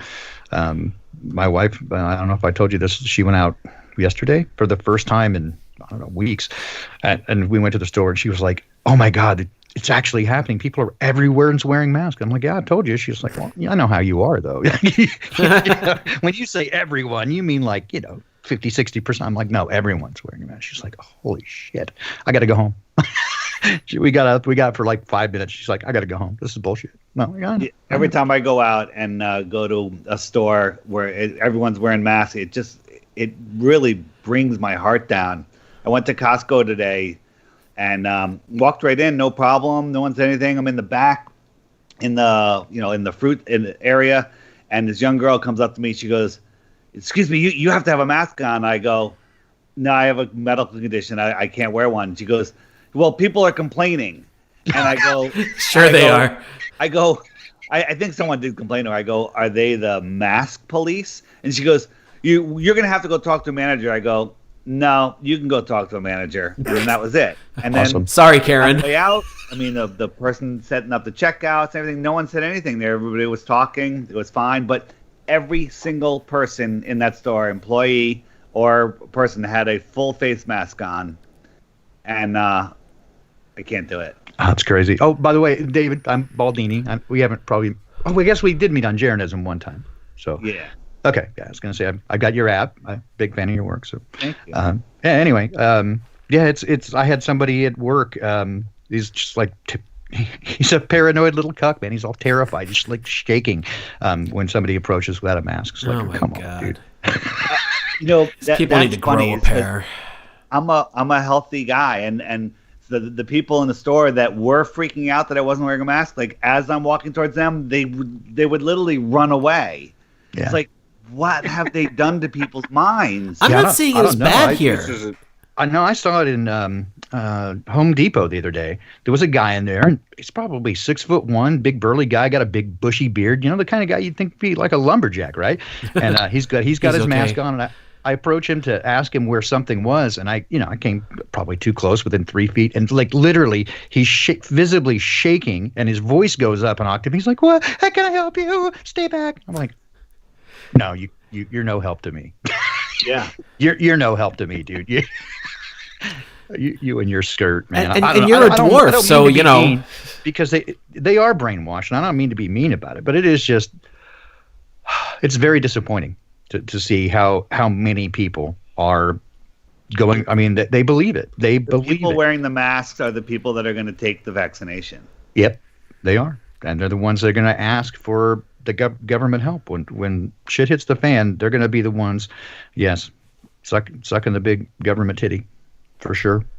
So it becomes, again, a pretty good indicator of what I've been saying for a while. These things are litmus tests, right? So they clearly identify who is who. That they do. Absolutely. All right, Wayne, you want to take it to the next part of the document? I didn't mean to break up the coverage, so go ahead, Wayne. That's all right. You got the con, man. Keep going. Oh, okay. All right. Let's skip down a little bit here through the document. I'm going down to page 65. And we're going to talk about training. There is no formal DoD definition for training upon which to build. However, there are extensive formal training systems and organizations in the DoD, and they're bringing the Department of Defense into this now, that have provided intellectual and formal structures to the concept of training, as well as formal training systems and curricula from other sources, such as the police forces in the United States and the SBF type forces abroad. We will not dwell on the formal structures here, but highlight the critical concepts so as not to bias this study towards DoD solutions. But we're going to bring the DoD into here. Wayne, we're not going to bias. Let's point something out here. If it's the DoD, most likely it's going to be military. And it seems to me this whole thing has been about having some kind of force that's more powerful than your city police or even your state police, but aren't military. But they're going to have military-style equipment and capabilities, but they're not military, so you're not violating Posse Comitatus. That's what I'm getting out of all of this. What do you think? Right. What do all you guys think? That's what I've taken out of all of this so far. Well, it seems like Department of Homeland Security is kind of filling that gap. Certainly here in Seattle, they've been, we are in the middle of there's a lot of stuff that happens here that most people don't pay attention to. We have very large branches of all the military here, a couple of submarine pens, big naval base up in Everett, and down south we have the joint air base, Army base, McCord down there, as well as a lot of the alphabet agencies are around here because of the Microsoft and Amazon and all the high-tech campuses. But there's also a big Department of Homeland Security stash, and they have, in the last year and a half or so, been very active working with police on regular stuff like drug busts and that sort of thing, and working with ICE. So it seems as though they may kind of fill that gap. And I was kind of concerned about that since they established them in 2001. It just sounded so Zerfatherland, right? The Homeland Security. It sounded creepy from the outset, and certainly I wouldn't be surprised to see them kind of fill that middle ground and fill that Posse Comitatus loophole and say, well, it's not the military, but they're entirely a military style organization. That's it. That is what I'm really seeing here. They want to take things up to the next level without it actually being military, so people can't bitch about it, the kind of people who would bitch about it. Sadly, I think if they keep driving this narrative that they've got going on, people are going to start begging for it. I mean, they're begging for a vaccine, aren't they? Yeah, sadly, I mean that's where we're at. So, I mean, that's what we're looking at here. People are going to be begging for this military force to maintain order within the U.S. borders. So that's what we're looking at. It's crazy. Especially if they bring the power grid down. That'll be an easy one, right? They could just flip a switch and say we can't, provide services anywhere but in these camps and in these big cities, and people will beg for it. You guys have seen the guys in Idaho? Which guys in Idaho? So in Idaho, the stores are open, the kids are in the street playing, and everything as well is because everybody is open carrying their AK-47s out there, and they're not letting any looters come in. It's amazing how many people are fully armed, and everyone's having a good old time. They don't need the military. They don't need the police. Some groups of rioters came riding into town, took one look, turned around, and left. That happened in Snohomish, just a little bit north of where I am at. The local folks came out with their weapons, and the busload of Antifa guys showed up, and they made it about 10 feet and saw what was happening and turned right around and got back on the bus. Yeah. It made the local paper. They were pretty proud of themselves, but yeah. So I'm all for that everywhere. So, they don't need the military. They're people, as Larkin Rose says, you don't need anybody to govern you. You are your own person, and just don't get in anyone else's face. That's it. Mind your own business. And fortunately, we know that that's what anarchy truly is, and yet the media makes a big deal out of saying that, it's anarchy, right? And conflating that with with riots and violence, mayhem, and looting, and all that. Yeah, right, exactly. And again, if you look at the etymology of it, that's entirely not what it means. But So would this really be the definition of archy? Because anarchy is the opposite of that. So was that archy? Well, we certainly have an oligarchy, and they're working for a tech, I think it's anarchy. Anarchy. Anarchy. There you go. All right, Snarky-archy. Wayne, take it away. Next part. Anyway, back to the document. There are two concepts from the military training paradigm that are important to call attention to: individual skills and unit skills. Individual training yields individual skills, which are the building blocks for all organizations, be they military units, police forces, or businesses. However, police forces approach training differently than does the military. There are two principal differences between police and military training models that we highlight here: the general setting in which training takes place, and the primacy of individual or unit training. With regard to the general setting, the military exists to be deployed. When not deployed, its job is to prepare to carry out its anticipated missions if deployed, that is, to train. Historically, this means that military units spend more time preparing to do their missions than actually doing them. The current situation in 2007, in which numerous military units are deployed as often as not, is unusual. Almost a whole generation of soldiers who served during the Cold War never saw combat. This is not the case with police forces. Typically, a police officer will attend a police academy for several months and then spend most of his or her career actually policing. Initially, police are under the watchful eye of a more experienced officer, a master journeyman apprentice model for training, in which on-the-job training plays an important part. They are always doing their job rather than training to do it.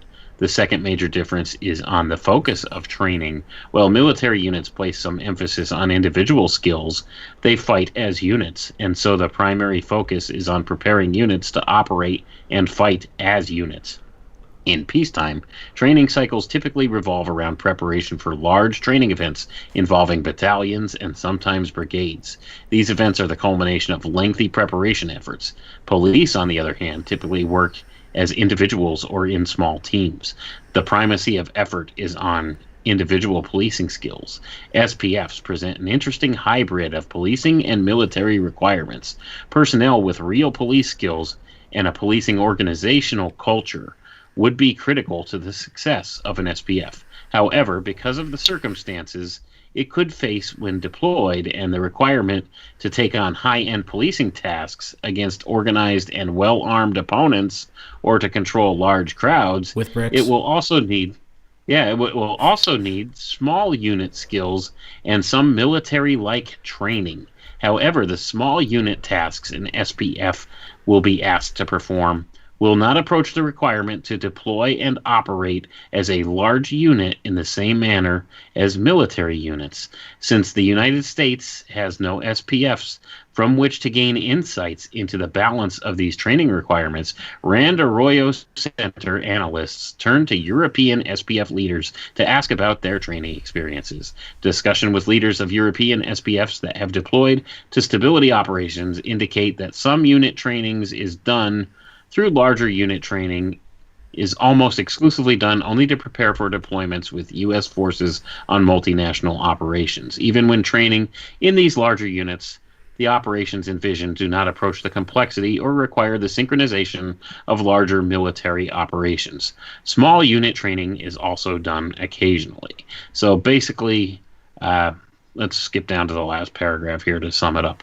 Training is targeted at preparing to conduct tasks when deployed to include unit tasks. In short, the criteria for evaluating options for parent organizations and staffing are: does a candidate parent organization option currently have, or could it quickly establish, the ability to ensure that SPF members are trained police officers and that SPFs can conduct small unit operations, for example, platoon and company levels? So you're talking at, this is not a standard police force. This is more like deployed as something similar to a SWAT team. I mean, you're talking about group tactics, and these are military tactics they're training these police officers on with this. So this is what we're looking at. This is a hybridized training, trying to implement the best worlds of both the civilian police force and the militarized forces. So that's why a lot of times you'll see these local departments will prefer to hire veterans, combat veterans and stuff like that. Same kind of thing, people with military experience. One thing that's certain is when you train a police force as a military-style unit, they instinctively and unavoidably will begin to see everyone as a threat, and so the population becomes their enemy by default. So they're not, trying to protect anybody. This is why when they say, "Oh, I was afraid for my life," probably they were, because they've been trained to see everyone as a threat, that they're being targeted, which certainly isn't true.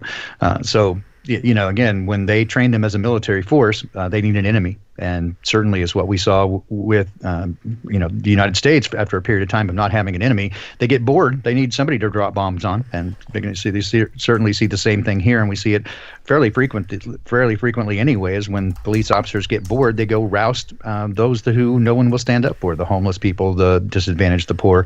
They need somebody to pick on.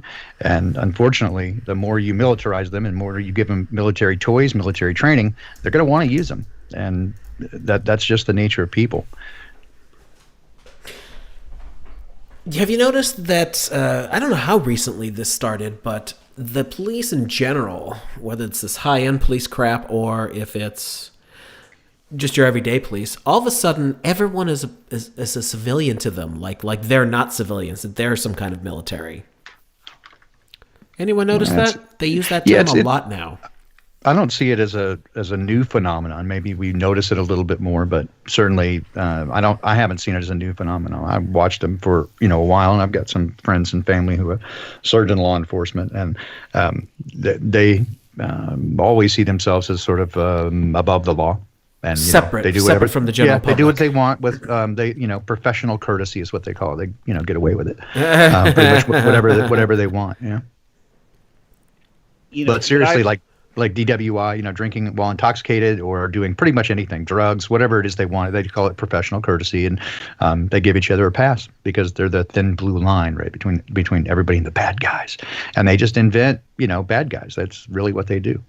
We believe we have, well, we don't. We're smarter than that. The people believe we have a media that reports the news, and we have police that are here to protect us, but you look at the guys in Idaho, those are civilians protecting themselves and everybody else around them.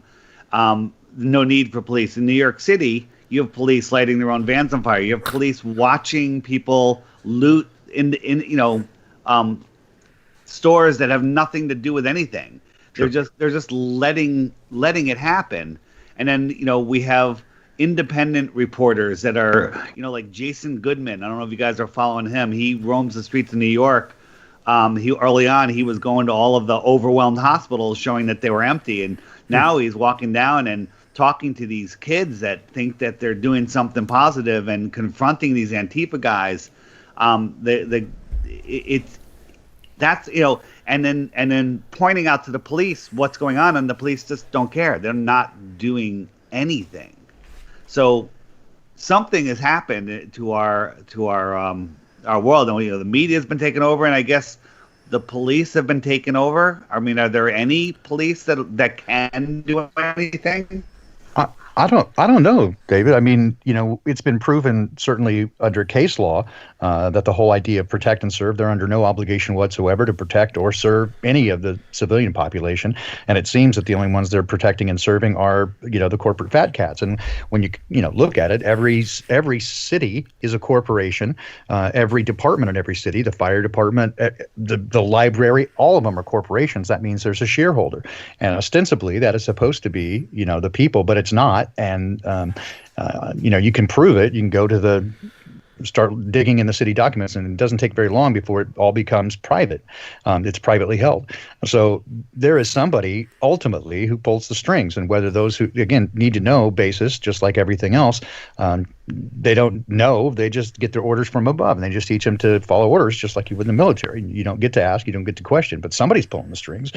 And it does certainly seem, as we observe this latest phenomenon over the past few weeks, that the ones who are making out like bandits are again, those who have the money already. So big corporations, they're essential workers. They're essential. McDonald's, Burger King, Target. And so here's a situation where Target gets looted. They become a target, but they've got insurance. And so they get their entire inventory sold out in 12 hours with no overhead. Right? At full retail, because it's all going to come back in insurance payments, whereas the mom and pops get run out of business just like everybody else because they get burnt down. So it does seem like there is this dividing line that nobody's really talking about, that those who have are making out just like they always do under times of crisis, when those who have not or are right there on the edge, or the mom and pops always get the short end of the stick. Well, this whole thing is, this is now a second big kick in the balls to the mom and pops. Yeah, exactly. I mean, how many aren't going to even be able to recover from the first bout? Now there's this nonsense. If something happens to happen to them, I mean, come on, folks. Do you not see what's going on here? I would like to think that most of you do, but most of the people out there do not, right? They're listening to the media. They believe it, and as David said, they believe the media. They believe the media is the fourth estate. They believe that they are out watching. Well, if that was true, I'd have heard it on the news. Right? Even in the face of incontrovertible evidence that it's held by 6 corporations at best, and they all sit on each other's board of directors. There's no agenda anywhere like that. That's never happened, that people lie for advantage. Come on. I mean, I've worked in corporate America long enough to know that every corporation practices, if not illegal, push it in the edge of the envelope as far as they can. They all do underhanded things, and that's just for money, right? Yeah. Baldini, before you got here, I was talking about there's a video showing the police lighting their own van on fire that was obviously filled with tanks of fuel because it exploded like 6 times, and they obviously lit it on fire. But there was probably 20 or so police that were involved with that. There was a young woman cop. There was guys of all ranks, ages and sizes. Like, how can all of them be in on something that insane? I mean, that is inciting a riot, which is going to change the history of New York. And none of them are talking. Is it a brotherhood? Are they being paid? Well, it may be the story that they're told, right? They might have been told. And again, consider 20 and 6,000 police officers in New York City, something like that. So we're talking not even, not even a third of a percent there. But if they are told that this is going to do something good, we're going to draw out certain people. We start this, and this is going to draw out certain people that we're looking for, or they'll join in, and we capture them. Some of the agent provocateurs might be told that if you start this, other people will join, and then you pick out those guys. So you're actually doing good. Somebody's going to do it anyway. You're going to do it in a controlled fashion, and then we're going to pick those guys off. They might be convinced of that. I mean, again, I've known people who worked for the intelligence community who literally risked their lives, and they thought they were doing stuff for good and God and country until they realized they were being pitted against another group of intelligence operatives who were like literally trying to kill each other, and the strings were being pulled by somebody who just wanted to test out their systems. I mean, these guys were playing like literally for life and death over a period of 4 or 5 years, and not knowing that it was all fake. It was just bullshit. They were just played against each other just to see how their systems worked, right? Just to test the robustness of their system. So obviously, he was a little disillusioned by that. But again, they had thought they were willing to do anything for a period of time because they thought they were doing it for bad things for the right reasons. Same reasons Jesuits often did what they were told to do. That all things for the glory of God, right? So all things for whatever God and country, whatever motivates them. So whether they're part of the Masonic community and doing it under that brotherhood, or whether they believe that they're doing something right, I think people had different reasons for doing things, and it's not always just a conspicuously surreptitious skullduggery. Many times, I'm sure it is. Some people seem to get off on it, but it does seem like there's a lot of the need to know stuff going on at every level. All right, Wayne, take us further. We've only got 20 minutes left. All right. Well, let's kind of focus on the conclusion portion of the document here. Building an SPF, which for anybody just tuning in, SPF stands for a Stability Police Force. And it says, this conclusion leads to several findings on the SPF's makeup. Let's go ahead. Their analysis, let's back up. I skipped down a little too far. It says, our analysis clearly indicates that the United States needs an SPF or some other way to accomplish the SPF mission. So that's what the RAND Corporation's conclusion was, that the United States needs a Stability Police Force. So building a Stability Police Force. This conclusion leads to several findings on the SPF's makeup, objectives, and tasks. Analysis of stability operations over the past 2 decades indicates that SPFs should have 2 major objectives. The first is to help establish a secure environment in which people and goods can circulate safely, and illicit political and economic activity can take place free from intimidation. Recent history clearly indicates that external assistance is often needed to achieve this goal. The second is to help build a high-end indigenous policing capacity so that the host government can establish security on its own. And SPF's tasks logically flow from these objectives. It should perform high-end policing tasks, identifying and deterring high-end threats, criminal investigations, SWAT, crowd control, and intelligence collection and analysis, and build the capacity of local high-end forces. An SPF will not solve all of the gaps that exist across the rule of law sector, or even the police forces of the host nation, and should not try to. It is only one of several important players. So they're talking about, these are the objectives of a stability police force. It talks about identifying and deterring high-end threats, criminal investigations, SWAT, crowd control, and intelligence collection and analysis. And that one still boggles my mind. That's the thing. I mean, police as an intelligence gathering operation. Think about that.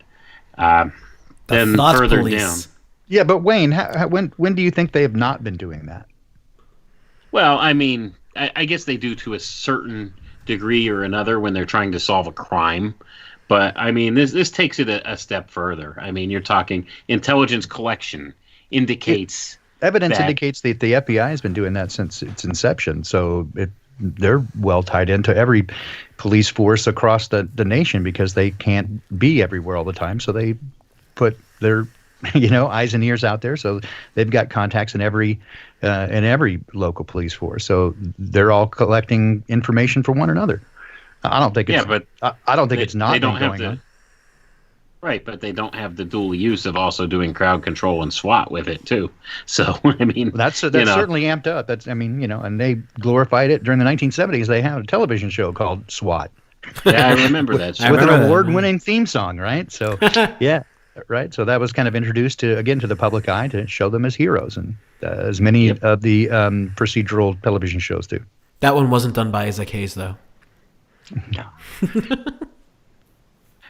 Right, but just to kind of go back to the document here, though, skipping down a little bit to the conclusions, it says, of the options considered, this research indicates that the U.S. Marshals Service would be the most likely to successfully fielding an SPF, under the assumption that a military police option would not be permitted to conduct policing missions in the United States outside of military installations, except under extraordinary circumstances. Waco. And that doing so is central to an SPF's ability to maintain required skills. While the Marshal Service would have significant challenges in building up to the needed size, it has many of the needed policing skills and could develop the remaining through the hybrid staffing options discussed below. The Army MP Corps has the opposite problem. It has the capacity to take on the task, and arguably it has the skills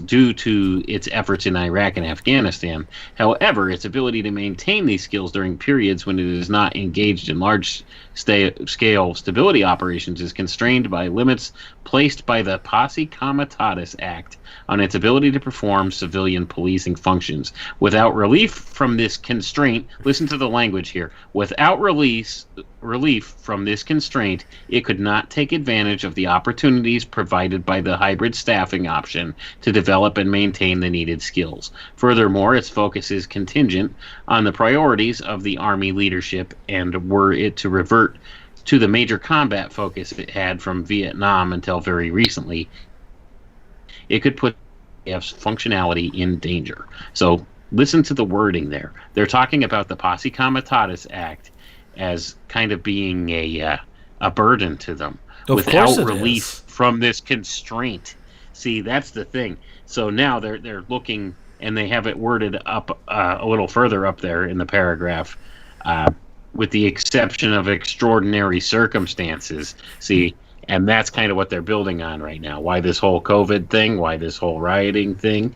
Well, because then that gives them the excuse to bypass Posse Comitatus and perhaps put the military in the streets. And aren't they employing military troops in several cities now across the nation? Certainly the National Guard. There you go. Yeah. I mean, there's more National Guard deployed right now in the United States than there are U.S. military deployed entirety of the worldwide. Well, look, we saw this going on a few months ago. There were numerous, even YouTube channels reporting on things like military being seen, things moving around, military being stationed, all of that. And of course, everyone was thinking it was because of the beer bug. Well, surprise. Yeah. And they keep, they do move things from time to time when we see miles-long trains and miles-long convoys of it, and they keep saying, "Oh, it's normal." But when it stands out to you, and I've been around for a long time, I've seen small caravans of military stuff, but not 30, 40 miles long. So it is what it is. I mean, they're going to say it's part of normal maneuvers and normal stuff, but it appears abnormal to me. There's a lot of it happening over the last 18 months. Oh, yes, absolutely. I've seen it even in Baton Rouge before I moved to the New Orleans area over a year and a half ago. All right, Wayne, we're getting close. Where you want to go with this? Nope, did we lose Wayne? Just kind of scrolling. No, I'm here. Just kind of scrolling down to the end of the document here. Let's see. They talk about different options where they could actually create a new agency. This is the other thing.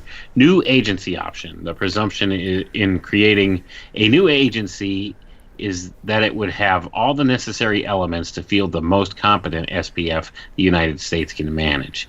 The questions we must address, and therefore ones of viability and cost. If a new agency were to be created, it would almost certainly be part of an existing department, such as a small organization would not be an independent agency, given the discussion above, which indicates that DOD or DOJ, Department of Justice, are the two most likely homes for a new agency. We will consider these two options. So see, there they go, going back to DOD again. the Department of Defense. A new agency in the Defense Department. If the SPF were to be created as a new agency in the Department of Defense, it could be either a fifth service, probably within the Department of the Army, or an agency inside of the Department of the Army, but outside of the Army as a service. Since it would be too small to warrant being an independent service, we will consider the latter option. As an independent agency in the Department of the Army, this option would have several advantages. First, it would be insulated from the quote-unquote military culture of the Army and would be far more likely to develop a policing culture that would permit it to perform better in all of the SPF tasks than an MP unit, even a specialized one in the Army. Second, it would be able to leverage parts of the Army's institutional capabilities to help to accomplish its mission. For example, SPF personnel could attend classes run by and develop doctrine in coordination with the Army MP School and send medical, supply, and maintenance personnel to the appropriate Army schools. This makes good sense, especially since we envision the SPF using Army equipment for the most part. What does that tell you? We know about how these military surpluses are being bought up by police forces, right? Or donated. Or being or donated, yeah. Furthermore, under these arrangements, SPF personnel could have military rank and be subject to the UCMJ and protected by international laws and bilateral agreements. For example, the Geneva Convention Status of Forces Agreements. However, it is unlikely that a military agency would be permitted to perform domestic policing functions as noted in discussion above. Because of this, the new agency would likely perform SPF functions better than the MP option due to a better ability to create a policing culture, but worse than the Marshal Service option due to the fact that it could not do policing tasks day to day. Creating such an agency would require overcoming significant bureaucratic impotence, as it would likely compete for resources with the MPs for police officers, a pool insufficiently large according to policing statistics, as well as with the Army as a service. The fact imposes a significant amount of uncertainty about the viability of this option. The costs of this option would be essentially the same as for the MP option outlined above. In summary, this option would dominate all MP options in terms of its ability to perform the SPF function when deployed, but would fall short of the capabilities of civilian options unless it was permitted to perform civilian policing functions when not deployed. It would also be very difficult to bring into being due to a bureaucratic pressures against its creation. And then we might as well just finish this off here. The last two big paragraphs here. A new agency in the Justice Department. Creating a new SPF agency in the Department of Justice would require limited additional civilian overhead beyond the Marshal Service option.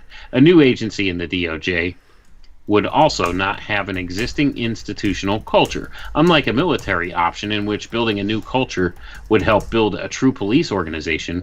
In the DOJ, this could have positive as well as negative effects. In particular, the ability to create a culture focused only on the SPF mission would have salutary effects on the SPF's capability, but culture is in many ways the glue that holds an institution together and defines how it approaches its tasks. An existing culture that is similar to that needed by the SPF would likely render a force capable of performing its mission more quickly than starting from scratch, and the Marshal Service is well suited for the SPF mission. Whether this factor is an overall positive or negative issue depends on the rapidity in which the SPF should be fully functional, as well as the Marshal Service willingness to embrace the SPF mission. Creating a new policing agency in the DOJ would necessarily create competition for resources and personnel with the DOJ's other law enforcement agencies. This could exacerbate the bureaucratic impedance that attends any major organizational change into outright opposition.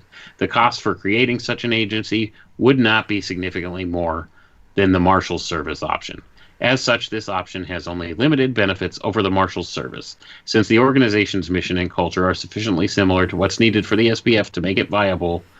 it could be significantly more difficult to implement. Furthermore, it could be implemented. It would take more time to get off the ground and become capable of performing its mission. So basically, at the end here, they discuss a couple different options, and the likely options that they're coming up with is to use the Marshal Service in order to implement this whole thing, or have it as a sub-department under the Department of Defense. And those are the two options we're looking at. Well, there are more than that. So let me quote now a couple of Forbes articles. The first one, this is from 2017, that a number of supposedly non-military agencies have spent over 158 million in the last. This was fiscal year 2015 through 16. They spent 158 million on new guns and ammo, including Internal Revenue Service. And there's another Forbes article from 2019, January 2019. IRS has 4,500 guns and 5 million rounds of ammunition. That's the IRS. Small Business Administration spent tens of thousands of dollars on taxpayer dollars to load its gun locker with Glocks. And the Fish and Wildlife Department modified their Glocks with silencers. Again, this is from a 2017 article. The Fish and Wildlife Department. Department of Veterans Affairs has the relatively new police force. They now have more than 3,600 officers, and they're armed with AR-15s. Department of Health and Human Services, GDSHS, the guys who give out the food stamps, they now have a gun locker in a new National Training Operations Center. And so they have spent more than $100 million between, again, all these typically non-military things. And so 1.4 billion spent by 67 non-military federal agencies on guns, ammunition, and military style equipment from 2006 to 2014. That's according to Forbes magazine. 1.48 billion. And that's all those, again, DSHS, really? Health and Human Services, right? Small Business Administration, what? Department of Veterans Affairs. This is and the Post Office. The Post Office now has more than 3 million rounds of ammunition themselves, and that's not even really a federal government agency. They're considered government employees, but still. So if they want to pull the trigger, and that's not even counting Department of Homeland Security, which is absolutely a paramilitary force. They're just secretly, I don't know. These are public records, but they're certainly not announcing it on the evening news, right? If this is true, it'd be in the news. Here it is, Forbes magazine, telling you. I just find it a little bit disturbing that the Fish and Wildlife Department has silencers on their guns. They got to be quiet. They don't want to rabbit season. They don't want to. You don't want to scare the fish. Come on, Wayne. They don't want to spook the wildlife. Exactly. They don't want to scare the fish away. It's rabbit season. So, again, if you guys, I don't know, if you guys doubt it, here's a couple of articles I'll just spam in the chat. You can check them out yourselves. As I always say, don't believe what I have to say. That's Forbes, and this is the older Forbes article about multiple agencies. And again, the headline says 138 million, but they're talking between 2006 and 2014. And again, that's 6 years ago. They had spent more than $1.5 billion on 67 non-military agencies. Again, as tame as DSHS, really? I mean, again, these are the food stamp people. This is supposed to be helping out the homeless, but they got a gun locker. So let's speculate here for a moment. Did they not create a new agency as per this document, but actually just ramped up a whole bunch of other agencies that already exist? That's what it seems like to me. Yeah. Outside even the Department of Justice, they put it under a bunch of different federal agencies to hide it. And then they can train special agents. Each one of them has departments that they have their special agents. And ostensibly, all those guys would suddenly be called up and work together. So they've been trained by the same people. They're under the auspice of different agencies that get paid a little bit differently, but ultimately probably report to the same guys. So we're just about the end here. Infrastructure for it's all in place. It absolutely looks like the infrastructure. Yeah. And again, Yeah. what we're not being told is some of the stuff that would be considered national security, like FEMA, Homeland Security, and certainly, again, even though we talked several times about Posse Comitatus being a restriction, again, like everything else, their ability to stand by it is another thing entirely. They showed up in Waco during that whole thing, years ago. Immediately, and because they were asked to, so they showed up. Nobody asked them to, but Janet Reno. So in any case, they've been prepping for this for a while. So they make fun of us, people who they say preppers, but certainly they've been doing a good deal of prepping on their own. All right.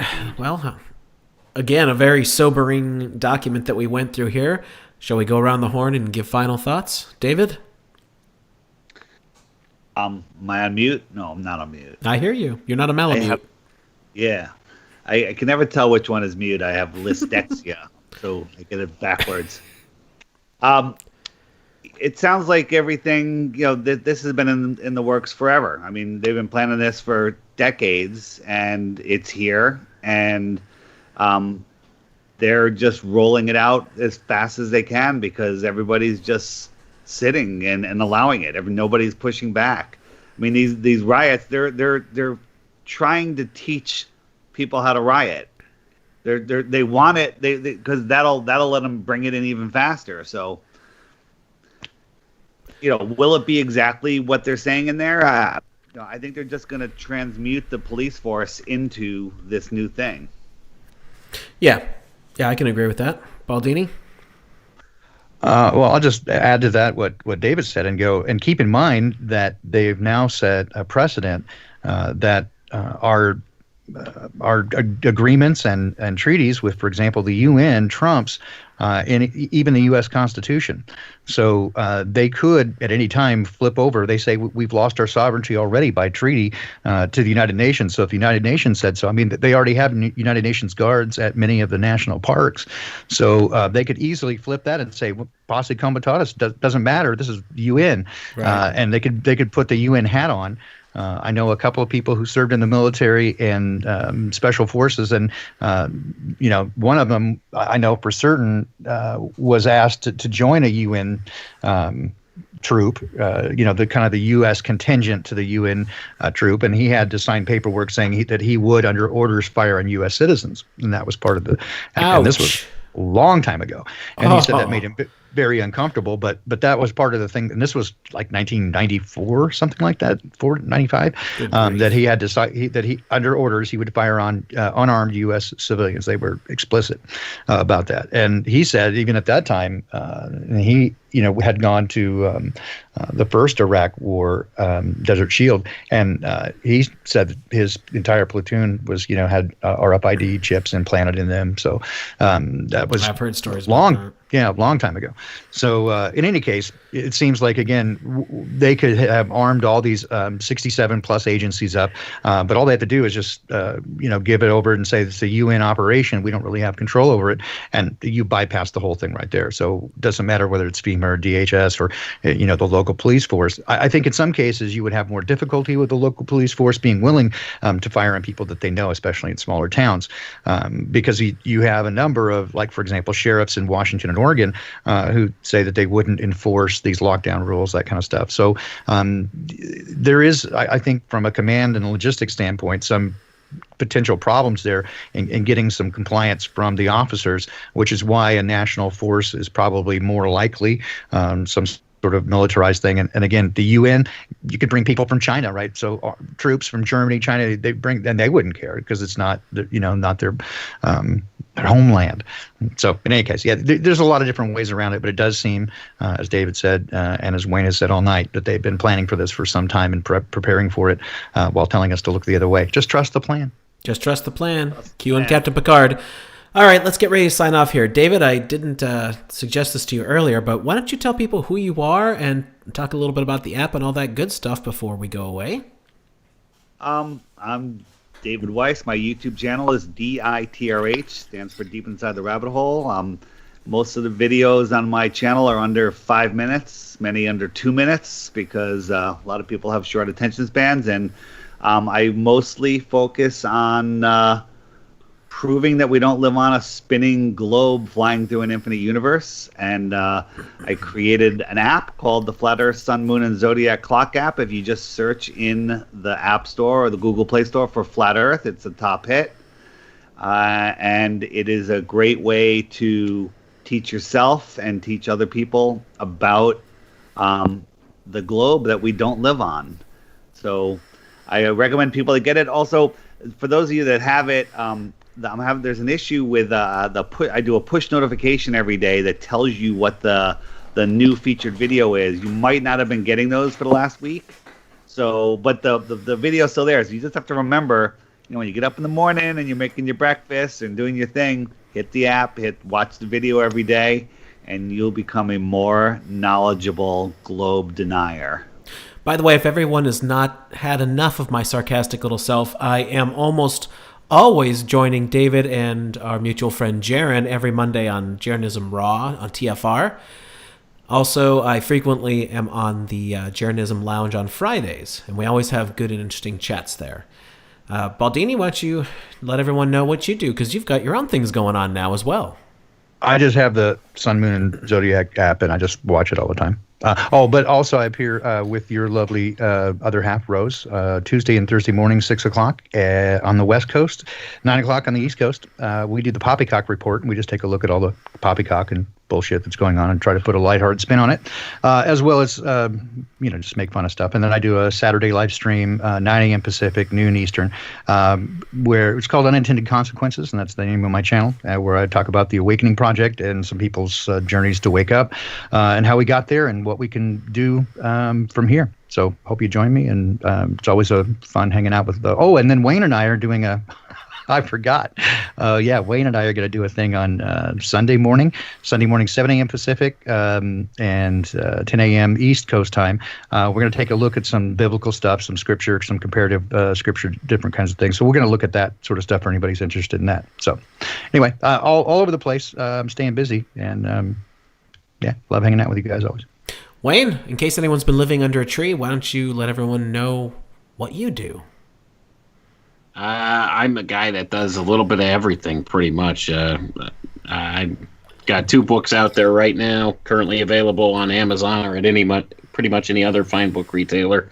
Working on the 3rd book, doing a lot of these shows lately. Been behind a microphone quite a bit lately. Baldy and I will be doing the show on Sunday. We're going to take a look back at the book of Genesis and start in the beginning there. So that's going to be an interesting conversation we have there too. And, I could be found over at Files from the Conspiratorium on Facebook, or check out my YouTube channel, Alchemical Tech Revolution. And if anybody wants to get in touch with me, it's alchemicaltechrevolution@gmail.com. And I would urge everybody, stay safe out there. Please monitor the CDC guidelines while you're looting. 6 feet apart for the brick throwers. Only 10 looters at a time in the store. And wear your masks. So, make sure you have your masks on. And your umbrella. Don't forget your umbrella. Don't forget the umbrella. That's an important thing to have. So you can deflect those rogue bricks just in case. Yeah, the brick particles and the flying glass, exactly. And if you set your own squad car on fire. There you go. Make sure to turn the body. The body camera has to be just malfunctioning at that point. And Fauci says only 50 looters per city block. Okay. So. All right, that's going to do it for us. Tune in tomorrow to Crow 777 Radio. We will be releasing episode 224 with Wayne McCroy, myself, and Crow 777 on masks and all things to do with the masks and the masquerade. And then, of course, I'm sorry? Fun. Oh, it's a lot of fun. Wayne. Thank you, Wayne. You did it all. Let me just be totally honest here. Thank you for doing that, because, the past week and a half, I've literally had the shit pounded out of me with what's been going on. Thank God it's slowly it's almost over. Let's put it that way. All right, that's going to do it, folks. Thank you so much to everyone for being here. We had close to 600 people on YouTube and 150-something on DLive. I'm happy with that. So that's great. Thank you to everyone for showing up, and we will see you later.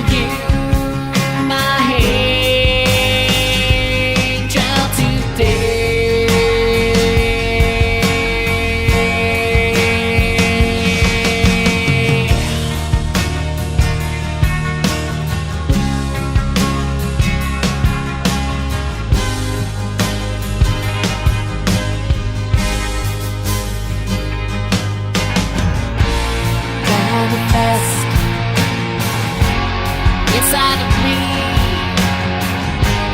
my angel. The universe will speak, manifest inside me, my angel, for all to see.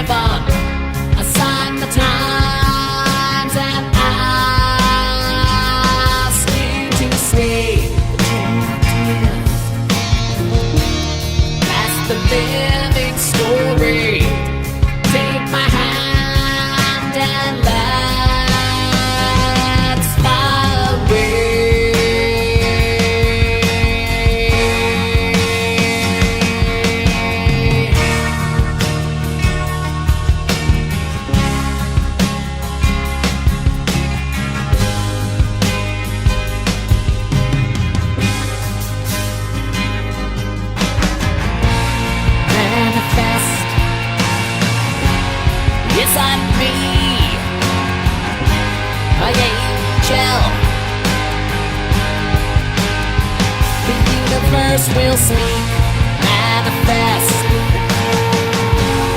beside me, my angel, for all to see.